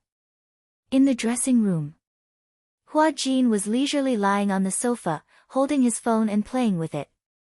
The stylist and makeup artist looked at each other. They had never seen such an assistant before. The artist was putting on makeup, and the assistant was lying on the sofa playing games. He seemed to be very relaxed. Most importantly, he seemed to be in the right. "Master Jin," Hua Jin's personal makeup artist whispered into Liang Yin's ear, "your new assistant doesn't seem to know what she's doing." Liang Yin didn't understand what they meant. In her eyes, Hua Jin wasn't an assistant to begin with. Lying on the sofa and playing games leisurely didn't seem to be a big deal. Most importantly, in the eyes of others, such an assistant was simply unbearable. Sigh. That new assistant. The makeup artist said, "Why are you lying on the sofa alone? Everyone is busy, why are you the only one lying down?" Without waiting for Liang Yin to smooth things over, Hua Jin lifted his head and glanced at them coolly. However, he smirked coldly. "What's the matter? Is there a problem with me playing games? Everyone is busy, why are you the only one who is leisurely and calm?" Hua Jin looked around and saw that in the dressing room, all the stylists and hairstylists were looking at him strangely. He locked the screen of his phone and stood up expressionlessly. However, He smiled disdainfully. Everyone is busy because everyone is working. Isn't that normal? If you're paid, you should work hard, right? Chapter 38-46. Did he have to stand there stupidly in order to be considered serious about work? No, that wasn't serious. That was self-abuse. Why did he have to stand there stupidly instead of lying down on the comfortable sofa? Hua Jin naturally wouldn't treat himself badly. However, the bystanders had obviously misinterpreted his words. It's good that you know. The makeup artist snorted. Go to that cabinet and get the hair clip for me. Hua Jin sneered but pretended not to hear her. Don't you understand what I'm saying? The makeup artist especially couldn't stand his arrogant look and was deliberately making things difficult for him. I asked you to get the hair clip. You are the makeup artist and this is your job. My job is to listen to my artist's orders and serve tea and do some chores. Why should I do your work for you? Everyone was stunned. Hua Jin added, do your own work. Everyone was even more stunned. Liang Yin, on the other hand, kept her head down, unwilling to participate in such a war. Is the makeup done? The set keeper came to rush them. The makeup artist and stylist didn't care about targeting them and hurriedly did the makeup. Hua Jin walked over and saw that Liang Yin's face seemed to be lacking something. Hence, he picked up the lipstick and dipped it in a lip liner and added a thin line at the end of her eyes. With just one stroke, this coquettish aura was completely natural. Her eyes were like silk and she was very charming. Liang Yin glanced at the mirror. Hua Jin's stroke was undoubtedly the icing on the cake and made a big difference. Do you know how to do makeup? Yes, I learned a little. Hua Jin put down the lipstick and urged, the set keeper is here to rush us. We have to go to the set now. Okay. Liang Yin stood up. She had special makeup on. She had snow-white fox ears and a silver wig. Even her contact lenses were purple. At first glance, she looked very coquettish. However, the wig is so heavy. Liang Yin held the wig, and Hua Jin immediately told her not to touch it. Don't touch it. If you loosen it, it will fall easily. Liang Yin complained incessantly, being a celebrity is so tough. It's good that you know. Liang Yin pouted. No wonder it was said that different professions were worlds apart. Separated by an industry, it was indeed difficult to understand the hardships of this industry. For example, as an actress, not only did she have to wake up early, she also had to wear thick makeup. On such a cold day, the plot required her to wear thick clothes. Fortunately, Hua Jin remembered to bring her a thick cotton coat and draped it over her body. Wrapped in thick cotton coats, Liang Yin and Hua Jin rushed to the set. They saw that the set was in full swing and was nearing the end. The director raised his megaphone to instruct the staff to get busy. When he turned around and saw that Hua Jin had arrived, he turned around and asked when the female lead was ready. Where's Chinga? On the set, in order to immerse themselves in the role, the staff did not call out the artistes' stage names. Instead, they called out the names in the script. This way, the immersion would be stronger. When it was time to go on stage, Liang Yin began to feel nervous. She looked at the complicated camera positions and all kinds of messy settings. Because it was a fantasy drama, many of the scenes were green screens used for special effects in post-production. Many of the props that looked high and mighty in TV dramas were no different from ordinary cosplay stage plays in real life. For a moment, Liang Yin jumped. Chapter 38-47. So those awesome backgrounds were all special effects, and there was only an empty green screen on the set. It felt so fake. For a moment, Liang Yin was only focused on looking at the setup on set and completely forgot about her lines. However, when the director raised the loudspeaker and shouted for them to get ready, Liang Yin became even more nervous. She didn't realize it herself, but Hua Jin could clearly feel that her body was trembling violently. What's wrong? Hua Jin sized her up and frowned. You can't be nervous, right? Liang Yin gulped and admitted frankly, yeah, a little, I see that you're trembling violently. Hua Jin patted her shoulder and rubbed her stiff arms. When you go on stage, stand according to the positions I told you. Do you see the two cameras over there? Yeah. I see them. That's camera A and that's camera B. Oh. I understand. Liang Yin's voice was still trembling violently. Hua Jin had already expected her to be so nervous, so he guided her and said, "Let me teach you a way." What way? Whether it's the director, the crew, the cameraman, or the waiting actors below the stage, you can just treat them as short winter melons. Pfft, it's hard to imagine. Actually, there's no difference between going through the script with you on set and in the room. You just have to immerse yourself in it. Hua Jin gave her a rare compliment. Actually, your acting is very good. As long as you immerse yourself in it, there won't be any problems. It's different. What's different? Hey, when we were in the hotel, there were only the two of us in the room, right? Hua Jin nodded. But there are so many people here. At a glance, the director, staff, as well as the various actors and actresses, totaled up to a few dozen people. There were so many people watching her act, how could she not be nervous? Hua Jin broke out in cold sweat. That's why I asked you to imagine them as short winter melons. I really can't imagine it. It's over. It's over. Liang Yin was a little restless. We're about to go on stage. What if I mess up? I think that director is really fierce. He doesn't even smile. It's like he's going to eat someone up. Don't be nervous.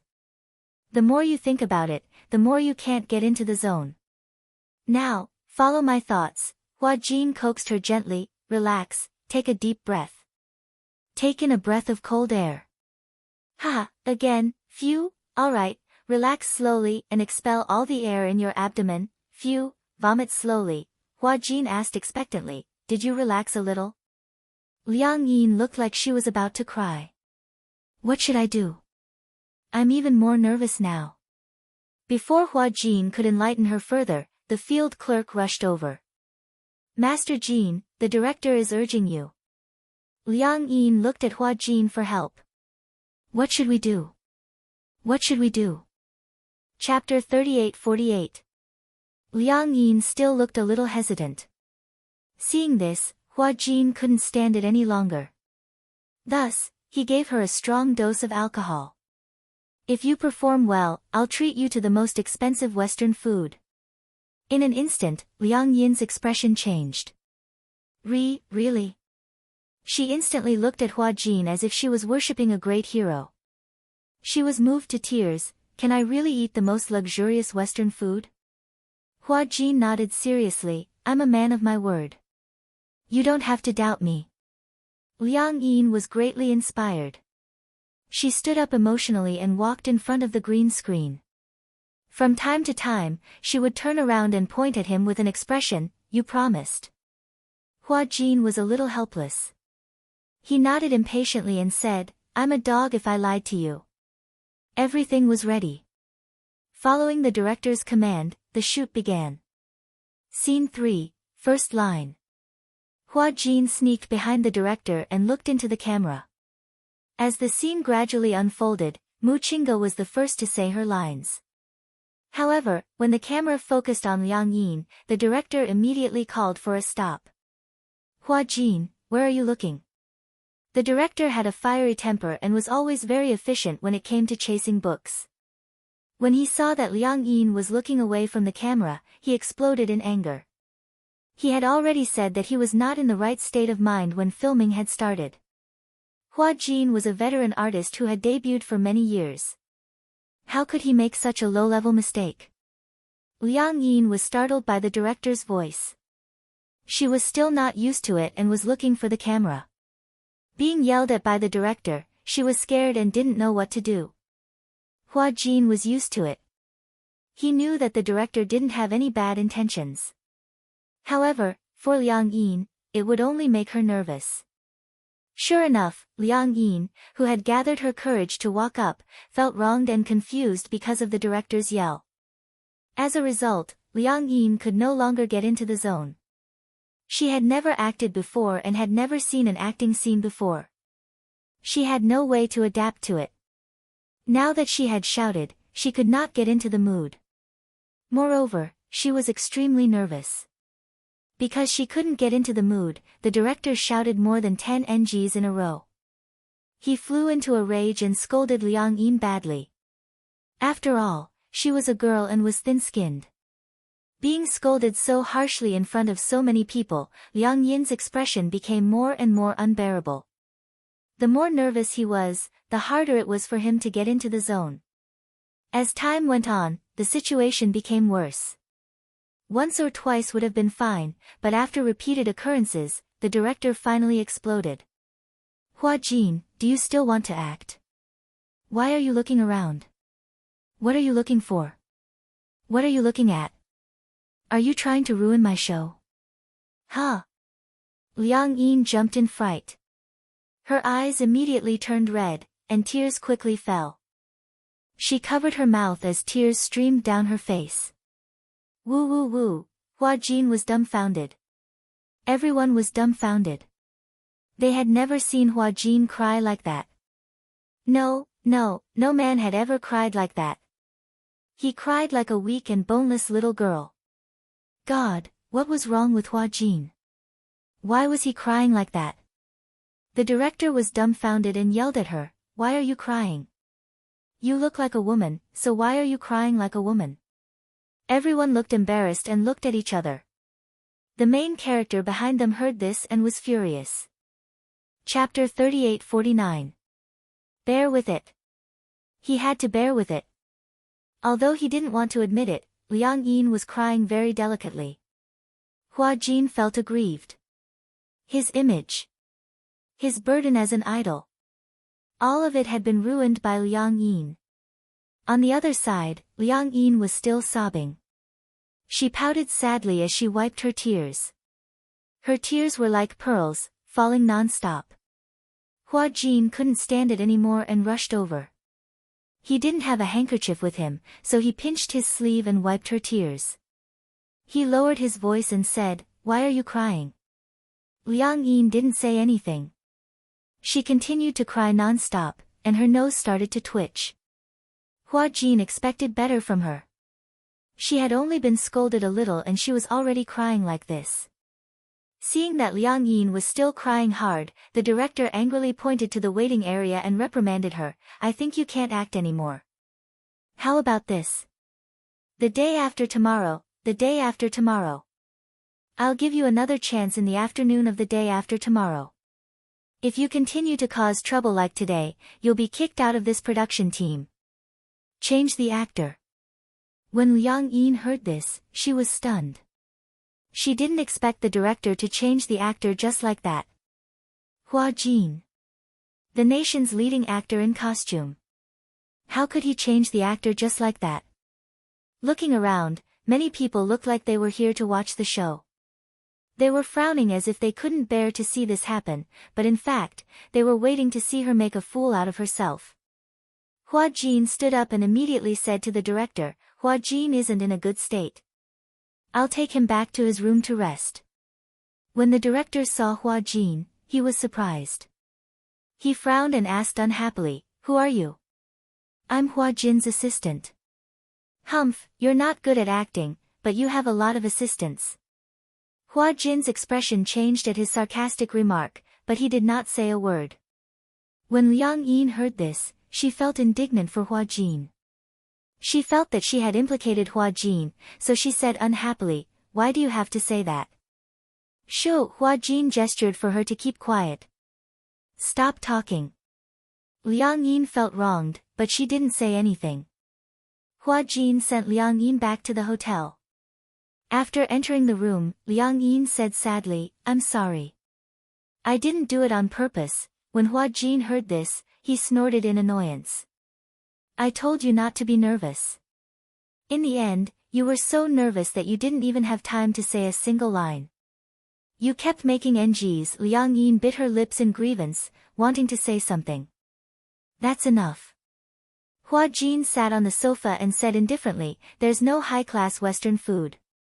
When she heard that there was no Western food, Liang Yin felt even more disappointed. The tears that she had stopped started to flow again. Sob, sob, sob, she cried as if she had suffered a great grievance. Hua Jin was even more confused. Why did she cry even harder when he said that she couldn't eat high-class Western food? It seemed that high-class Western food was more important. Hua Jin walked up to her, squatted down, and pinched her chin. Raising his eyebrows, he said, "Then, I'll take you to eat Western food. Act well for the next scene, okay?" This "okay" was so soft that Liang Yin was stunned. She asked worriedly, "If I don't act well, will the director really change me?" Chapter 3850. When Liang Yin heard this, she nodded as if she understood. However, when she recalled that Hua Jin wanted to take her to eat Western food, she asked cautiously, "Are you really treating me to Western food?" "Yeah." Liang Yin hugged his shoulders excitedly. "Hua Jin, you're such a good person." Hua Jin broke out in cold sweat. Treating someone to Western food made him a good person. This girl couldn't be a foodie, could she? Liang Yin suddenly felt that something was amiss. She glanced at Hua Jin suspiciously and suddenly reached out to touch his chest. She turned pale with fright. You're not wearing that, are you?" "What does that mean?" "Bra, no." Liang Yin's eyes almost popped out of their sockets. "What? You're not wearing it? Anyway, you can't tell whether I'm wearing it or not, right? Also, it's uncomfortable to wear it. It feels like my chest is being constricted. But you can't not wear it." Liang Yin was furious. Why was this Hua Jin talking to himself? Luckily, the weather was cold and he was wearing more clothes, so it couldn't be seen. Liang Yin urged him, "You hurry up and put on your bra." Hua Jin was a little unhappy. "Do I have to wear it?" "Of course. If you don't wear it, I'll run naked in front of you and help you make the headlines." Hua Jin was stunned. This girl was so ruthless. Hua Jin surrendered. "Okay, I got it. I'll put it on now." With that, Hua Jin went back to his room. Half an hour later, he came back. Liang Yin deliberately touched his chest and checked to make sure that he was wearing it before she withdrew her hand. Hua Jin pushed her hand away in disdain and blushed inexplicably. "Don't touch me. This is my body." "What do you mean by touching me?" Hua Jin said awkwardly, "It feels weird to have my chest touched." As he spoke, he touched it again. "Hey, you're not allowed to touch me." Liang Yin grabbed his hand and asked suspiciously, "Tell me the truth. Have you ever touched it secretly?" "Humph, it's so small, who cares?" Liang Yin was not convinced. "You make it sound like you're very cool." When Hua Jin heard this, he was shocked. "What do you mean?" "I saw it when I was bathing. It was very small." Wan, what right did he have to laugh at her for being like an airport? Hua Jin chuckled when he heard that. "Little fool, why don't you get up tomorrow morning and take a look? That's what it really looks like." Hua Jin obviously didn't guard against Liang Yin, and he didn't think that this woman would take some photos that she shouldn't take to threaten him. Liang Yin didn't understand at first, but for some reason, she took Hua Jin's words to heart. The next morning, she somehow woke up. When she woke up, she felt that a certain part of her body had changed. It was swollen and uncomfortable. It was as if it was accumulating unlimited energy. Puzzled, she lifted the blanket and glanced around curiously. She saw a swollen tent in a certain area, which was bulging. Liang Yin's mouth opened into a capital O shape. What was this? There were two forms. This time, it was Liang Yin's turn to be dumbfounded. It was too scary. Was a man's body so magical? Humans were really mysterious. Chapter 3851. Hua Jin did not expect that she would actually listen to him and check her body. The moment she saw Hua Jin, she blushed furiously. Hua Jin was a little surprised to see her face so red. What's wrong? Why is your face so red? He reached out and touched her face. He could not help but laugh. Why is your face so red? He muttered, could it be that you're having a fever? Liang Yin slapped his hand away. Why are you up so early today? Have you forgotten? I promised you that I would take you to eat Western food. Only then did Liang Yin remember, and she was a little stunned. She did not expect that he would really take this promise to heart. Maria's, the most famous restaurant in the capital. Although it was not the most expensive or the most luxurious, Hua Jin felt that the food there was the best. However, he needed to make a reservation in advance. Fortunately, Hua Jin had asked Qin Zhou to make a reservation. It was a private room for 2 people. Before they left, Hua Jin was still fully armed. He wore sunglasses and a big jacket. In the end, after he took them out, he realized that he had gotten the wrong person. After he urged Liang Yin to fully arm herself, the 2 of them went to the restaurant. However, even after fully armed, Hua Jin was still very careful, as if he was afraid of being discovered by the paparazzi. You're already wrapped up like this. What are you still afraid of? You don't understand. Those paparazzi are everywhere. He remembered once when he was taking a taxi after an event. On the way back, he hailed a taxi. In the end, when he was about to get out of the car, he noticed something strange on the door frame. There was actually a pinhole detector installed on the armrest. He then realized that the driver was a paparazzi in disguise. Many celebrities in the film studio had fallen for it. When some celebrities went to nightclubs or private clubs, the paparazzi disguised as taxi drivers and wrote articles out of context. Perhaps there was nothing wrong with the words themselves. However, in the industry, the paparazzi were the scariest. They were the demons of the underworld. Who knew what they could do with words taken out of context and twist the truth? Reality proved that the trust of fans was very fragile. Water can carry a boat, but it can also capsize it. Therefore, Hua Jin had been very careful. After arriving at the Western restaurant and entering the private room, Hua Jin gave Liang Yin a thorough check. After making sure there were no problems, he allowed Liang Yin to take off her heavy coat. In the private room, the table and chairs faced the window. The windows were privacy glass. The people sitting inside could see outside, but the people outside could not see inside. The plates and cutlery had been set up in advance, and the adaptation student in charge of service entered the private room. In a high-class restaurant, even the newcomers were elegant and handsome. In front of the waiter, Liang Yin was a little embarrassed. It was her first time eating Western food, and she didn't even know which hand to use the knife and fork. It was inevitable that she was worried about embarrassing herself. Hua Jin could tell at a glance, so he took out his wallet and gave the waiter $100, saying, "We don't need your service here, thank you." The waiter took it with a smile and slowly retreated. Liang Yin was touched by his thoughtfulness. She smiled.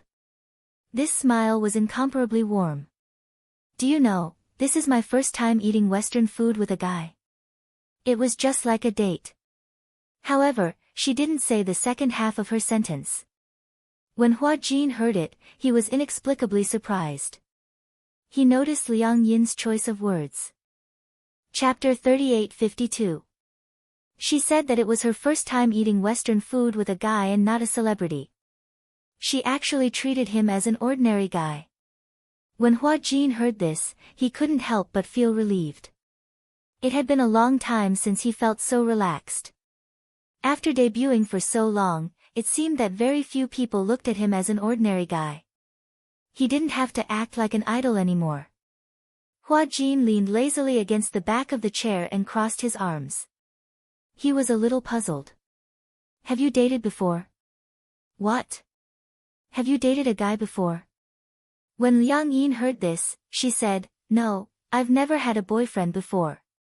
Then, just treat this as your first date. Liang Yin teased, "You're not my boyfriend." Besides, eating with a girl doesn't count as a date, right? Hua Jin snorted haughtily and pressed the dinner bell. Ding! Ding! The desserts were served one after another. 2 corn stews, coupled with crispy bread and toast, were rich and delicious. Liang Yin had been observing Hua Jin. She had never eaten high-class Western food before, so she was at a loss for what to do with the dessert. Hua Jin understood her predicament. Hence, he took a piece of toast with his bare hands and dipped it in the corn stew. When Liang Yin saw this, she immediately followed suit and dipped the toast in the corn stew. The originally crispy toast was immediately softened by the stew and the rich fragrance filled her mouth. Wow! Liang Yin's face was full of satisfaction. Delicious! Delicious food could really bring happiness. Just a piece of French toast was enough to sweep away all of Liang Yin's gloominess on the set. All of her disappointment and sadness were swept away. Hua Jin was a little dumbfounded. It was just a piece of toast. Was there a need to be so exaggerated? The waitress quickly brought over the thin crispy pizza. Hua Jin cut a slice for her and Liang Yin took a bite. Seeing that expression of enjoyment, Hua Jin didn't know whether to laugh or cry. It turned out that sometimes, happiness was such a simple thing. Even if it was just a bowl of corn soup. Liang Yin said enviously, "You can eat such delicious food every day. I'm jealous." Hua Jin looked at her and said meaningfully, "I envy you. You can be so happy because of a bowl of corn soup." Liang Yin froze for a moment. She understood the hidden meaning in Hua Jin's words. She lowered her head and looked at the corn soup beside her. She sighed and said, "Because I've never eaten anything so delicious." Really? It's because you haven't had it before that you cherish it and feel happy. It's precisely because you can't obtain something with your own ability that it's so precious. Liang Yin continued, "When I was young, I was especially envious of a neighbor's child. Her parents were divorced, and no one took care of her since she was young. She was alone and could play as long as she wanted, even until the sky turned dark. She had never been criticized for not doing her homework or failing her exams. But later, when it was my turn, I began to envy the other students in the class. They had a father and a mother. When they returned home, the family of 3 was really very warm." As Liang Yin spoke, she sighed. Chapter 38:53. Hua Jin was a little surprised. "I didn't expect you to say something so profound. I've always thought that you were a simple-minded person." Liang Yin looked at him exasperatedly but didn't say anything. The steak was served.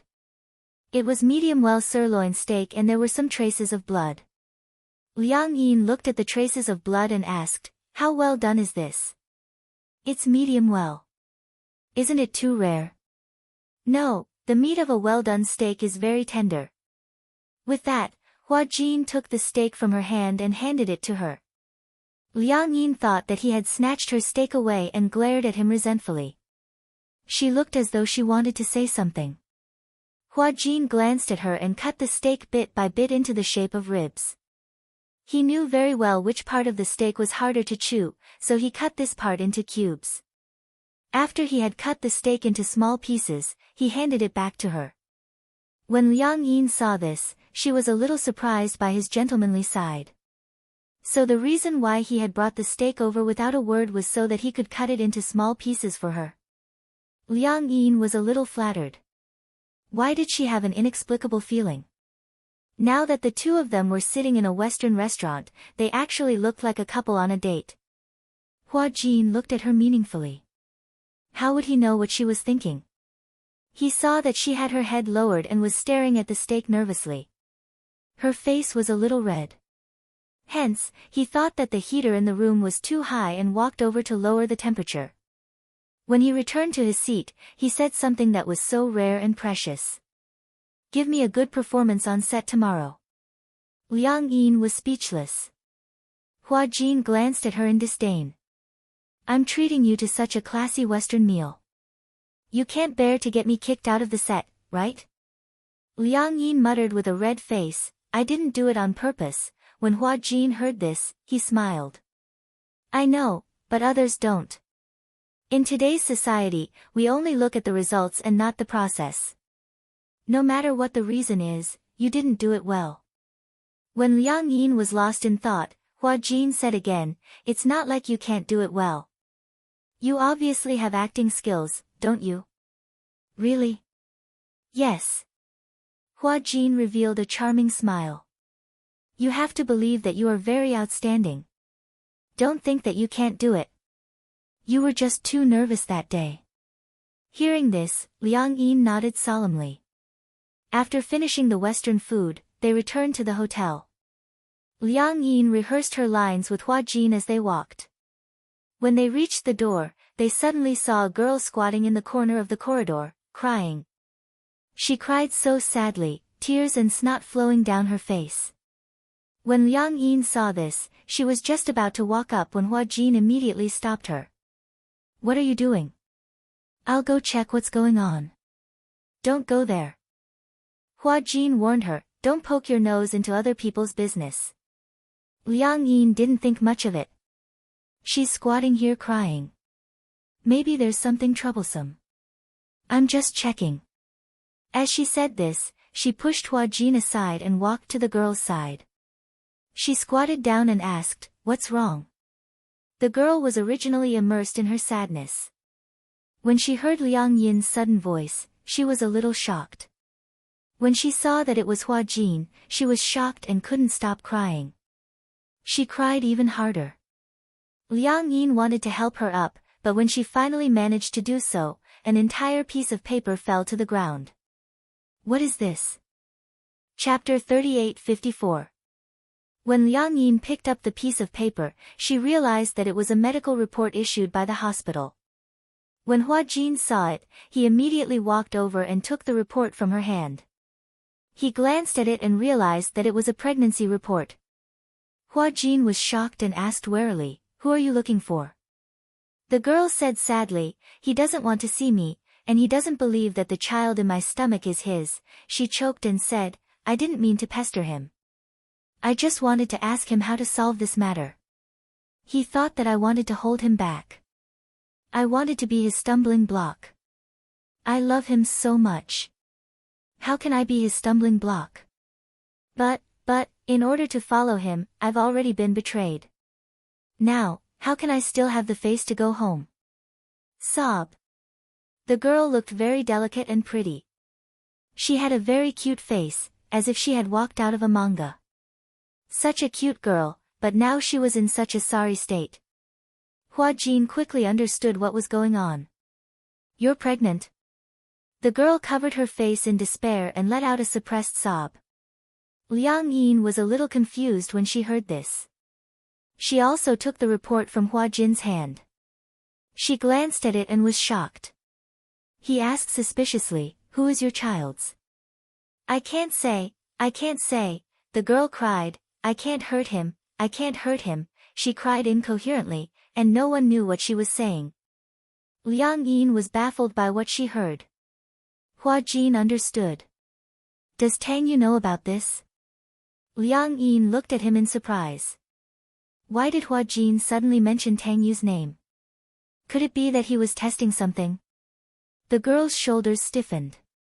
Hua Jin immediately understood that he had guessed correctly. The child was indeed Tang Yu's.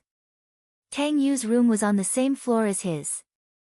And this girl was holding the pregnancy report and squatting here crying so desperately. Then, Hua Jin guessed that this girl must have something to do with Tang Yu. What should I do? What should I do? The girl trembled with fear. Hua Jin suddenly took Liang Yin's hand and said to her, let's go. Don't bother about her, lest you get into trouble. Liang Yin, on the other hand, was a little worried. She looked around and couldn't bear to leave her here. It's not good for her to be here alone, is it? Otherwise, he would send her back.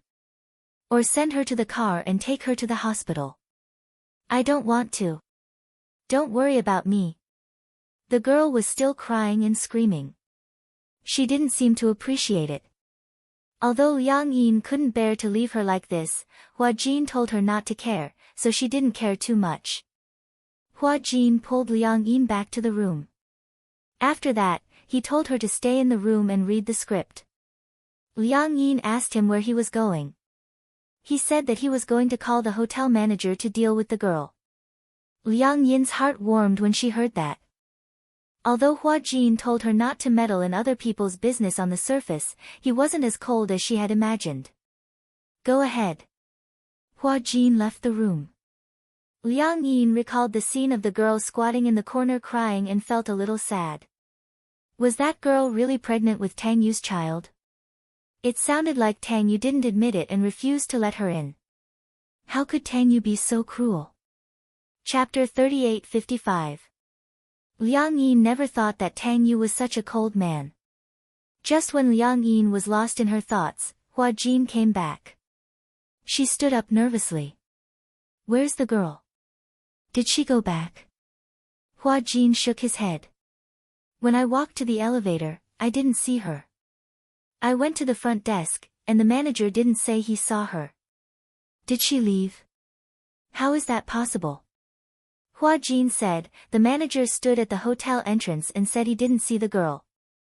I went to the back door, and the security guard there also said he didn't see her. That's strange. Liang Yin doubted. She couldn't have gone into Tang Yu's room, right? Hua Jin nodded. It's possible. Tang Yu isn't stupid. He knows that if this matter gets out of hand, it'll be bad for him. He can't just let it go. If it gets out of hand, he's now on the rise. It wasn't easy to get this opportunity. He definitely won't make any negative comments at this juncture. If something goes wrong, the investors behind him will want to kill him. Investors? Don't you know? Nowadays, all the popular artists have investors behind them. Liang Yin shook her head blankly. This is not something you should care about. Memorize your lines and try to pass it in one take tomorrow. Liang Yin muttered, I already know my lines. I don't think you're proficient enough. Liang Yin didn't say much, so she obediently picked up the script and memorized it seriously. She tried her best to forget what had just happened and immersed herself into the script. It wasn't until very late that Liang Yin closed the script and went to bed. She had promised Hua Jin that no matter what, she must pass this scene smoothly. She was already familiar with the lines. She couldn't recite them backwards, but she could memorize them thoroughly. As long as she could overcome her nervousness and cross this hurdle, everything else would be nothing. When Hua Jin entered the room, she had already washed up and was ready. Liang Yin rushed to the set and was ready to go on stage. Just as she was preparing herself, she vaguely heard people talking about it. Have you heard? Last night, someone committed suicide by jumping off the rooftop of the hotel. Really? It's true. I heard that she jumped from the rooftop and landed on it. I heard that she didn't die on the spot. She crawled from the place where she fell to the door, but the door was locked from the inside. The girl was sitting there with her blood flowing like a river. She was only discovered in the early morning. Isn't it too tragic? Why do you have to take it so hard? That's just hearsay. Early in the morning, when I was about to come to the set, I saw the ambulance arrive. It carried the body away from the side door. I heard that the hotel doesn't allow people to go through the main entrance. It's too unlucky. They were still muttering behind his back. Liang Yin turned around and glanced at them, only to see that they immediately shut up and lowered their heads. They didn't dare to talk anymore and were busy with their own things. As soon as Hua Jin returned to the resting area, Liang Yin anxiously pulled him back. Did you hear about what happened this morning? What happened? A girl committed suicide by jumping off a building. Liang Yin was a little worried and doubtful. Could it be the girl from yesterday? Hua Jin didn't know whether to laugh or cry. Why are you so concerned about her? After all, she was fine when I saw her yesterday. Now that I hear about it, I can't help but sigh. Chapter 38:56. Hearing this, Liang Yin nodded. Hua Jin walked to the side and made a phone call. He looked around and realized that Tang Yu wasn't there. He immediately sensed something fishy. Tang Yu wasn't on set. Didn't he have a scene today? Why wasn't he here? Hua Jin asked around. One of the crew members said that Tang Yu's agent had called to say that Tang Yu had caught a cold yesterday and had a high fever. He had already gone to the hospital for a drip. Hospital? What a coincidence. Not long after, Liang Yin was ready to go on set. While waiting, she kept brewing and trying to get rid of all distracting thoughts. She slowly guided herself into the right state. She immersed herself in the role. When she went on set, her state was obviously different. At this time, no one felt that she was Hua Jin, but a living phoenix. Director Gu saw that. Even though Liang Yin's position was a little too far away from the camera, he couldn't bear to interrupt her. So, he instructed the cameraman to quickly adjust the position of the camera to capture the shot. Liang Yin was in great condition. If it was in the past, no matter what the reason was, if she even stood in the wrong position, she would definitely be scolded. However, Liang Yin was in great condition. She was even better than when Hua Jin was on set. Hua Jin was stunned by Liang Yin's performance. However, he was still a little nervous. He was worried that Liang Yin would break in the next second and not be in such a good state. Hua Jin watched on tenterhooks, but Liang Yin was on top of her game the entire time, especially when she turned around. Her eyes were filled with helplessness and heartache. Tears were welling up in her eyes, but they refused to fall. I'm a human, you're a demon. Humans and demons have different paths. You're the future king of demons, and I'm a Onmyoji. We're destined to be enemies. When she heard the words enemies, Phoenix turned her back even more. Tears streamed down her cheeks. Director Gu couldn't help but feel suffocated by this scene. This scene was too beautiful. He pushed the end further and captured the Phoenix's disappointed and sad expression that clearly wanted to maintain its pride. The female lead, Mu Qingge, was originally in a bad mood, but Feng Zhi's mood was so good that she was also brought in. A scene that Hua Jin hadn't done before, Liang Yin had actually done it in one take. Great! Feng Zhi, you're in the right state today. However, Qingge, you weren't in the right state at the start. Because Liang Yin was in such a good state, Director Gu was reluctant to cut the scene. However, the camera and close-up were all focused on Liang Yin. Even if there were any problems, there would be no problem when the time came. Mu Qingge was also a bit surprised. The day before yesterday, Hua Jin had been scolded by the director to the point of crying. His condition today was unexpectedly good. He actually passed it in one try. It was simply unbelievable. Hua Jin walked over. He was also pleasantly surprised by Liang Yin's performance today. It was rare that he wasn't stingy with his appreciation. He praised, "Your condition today is really good. It's even better than what I imagined." Liang Yin still hadn't come out of the right state. She clutched her clothes tightly and felt that her chest was suffocating. She said sadly, "I feel so suffocated. It's so uncomfortable. It's like a ball of cotton is stuffed in my chest." She was too immersed in the role. Because after completely immersing herself in the role, she couldn't get out of it for a long time. Hua Jin hugged her shoulder in heartache. If you're sad, cry it out to vent. Chapter 3857. Hua Jin didn't expect Liang Yin to be so deeply immersed in her role. After crying for a long time, she finally vented all the emotions that had accumulated in her heart. Mu Qingge also walked over with red eyes and gently patted her shoulder. "Hua Jin, you did a great job today." Director Gu walked over and said, "For the next 2 days, you should rest well and adjust your emotions. Your scene has already come to an end." Liang Yin nodded. When Hua Jin pulled her out of the set, Hua Jin still couldn't hide his astonishment. "Liang Yin, your performance today was beyond my expectations. It was even better than I imagined." Liang Yin said in a serious tone, "I've already eaten your high-class Western food. I can't drag you down." Ha! Hua Jin smiled, a Western food can buy you over. That's right. This is the best meal I've ever eaten. I can't accept a reward for nothing. I can't accept your kindness for nothing. Liang Yin paused and suddenly remembered something. Her expression became dignified. Did you hear? There was a rumor today that a girl committed suicide by jumping off a building from a hotel. Could it be the same girl from yesterday? Hua Jin furrowed his brows and shook his head. I'm not sure. First, I haven't seen the picture of the victim. Second, I haven't seen the case report. I really don't know about this. Then, can you ask around? Don't ask around in troubled times. You don't want to get into trouble. Okay, I got it. Liang Yin didn't say anything else. When they returned to the hotel, Hua Jin ordered takeout for Liang Yin and immediately returned to his room. When he returned to his room, he saw Tang Yu and his agent had returned. Hua Jin stopped and silently glanced at him. The latter also glanced at him. But for some reason, Tang Yu's eyes were inexplicably vigilant.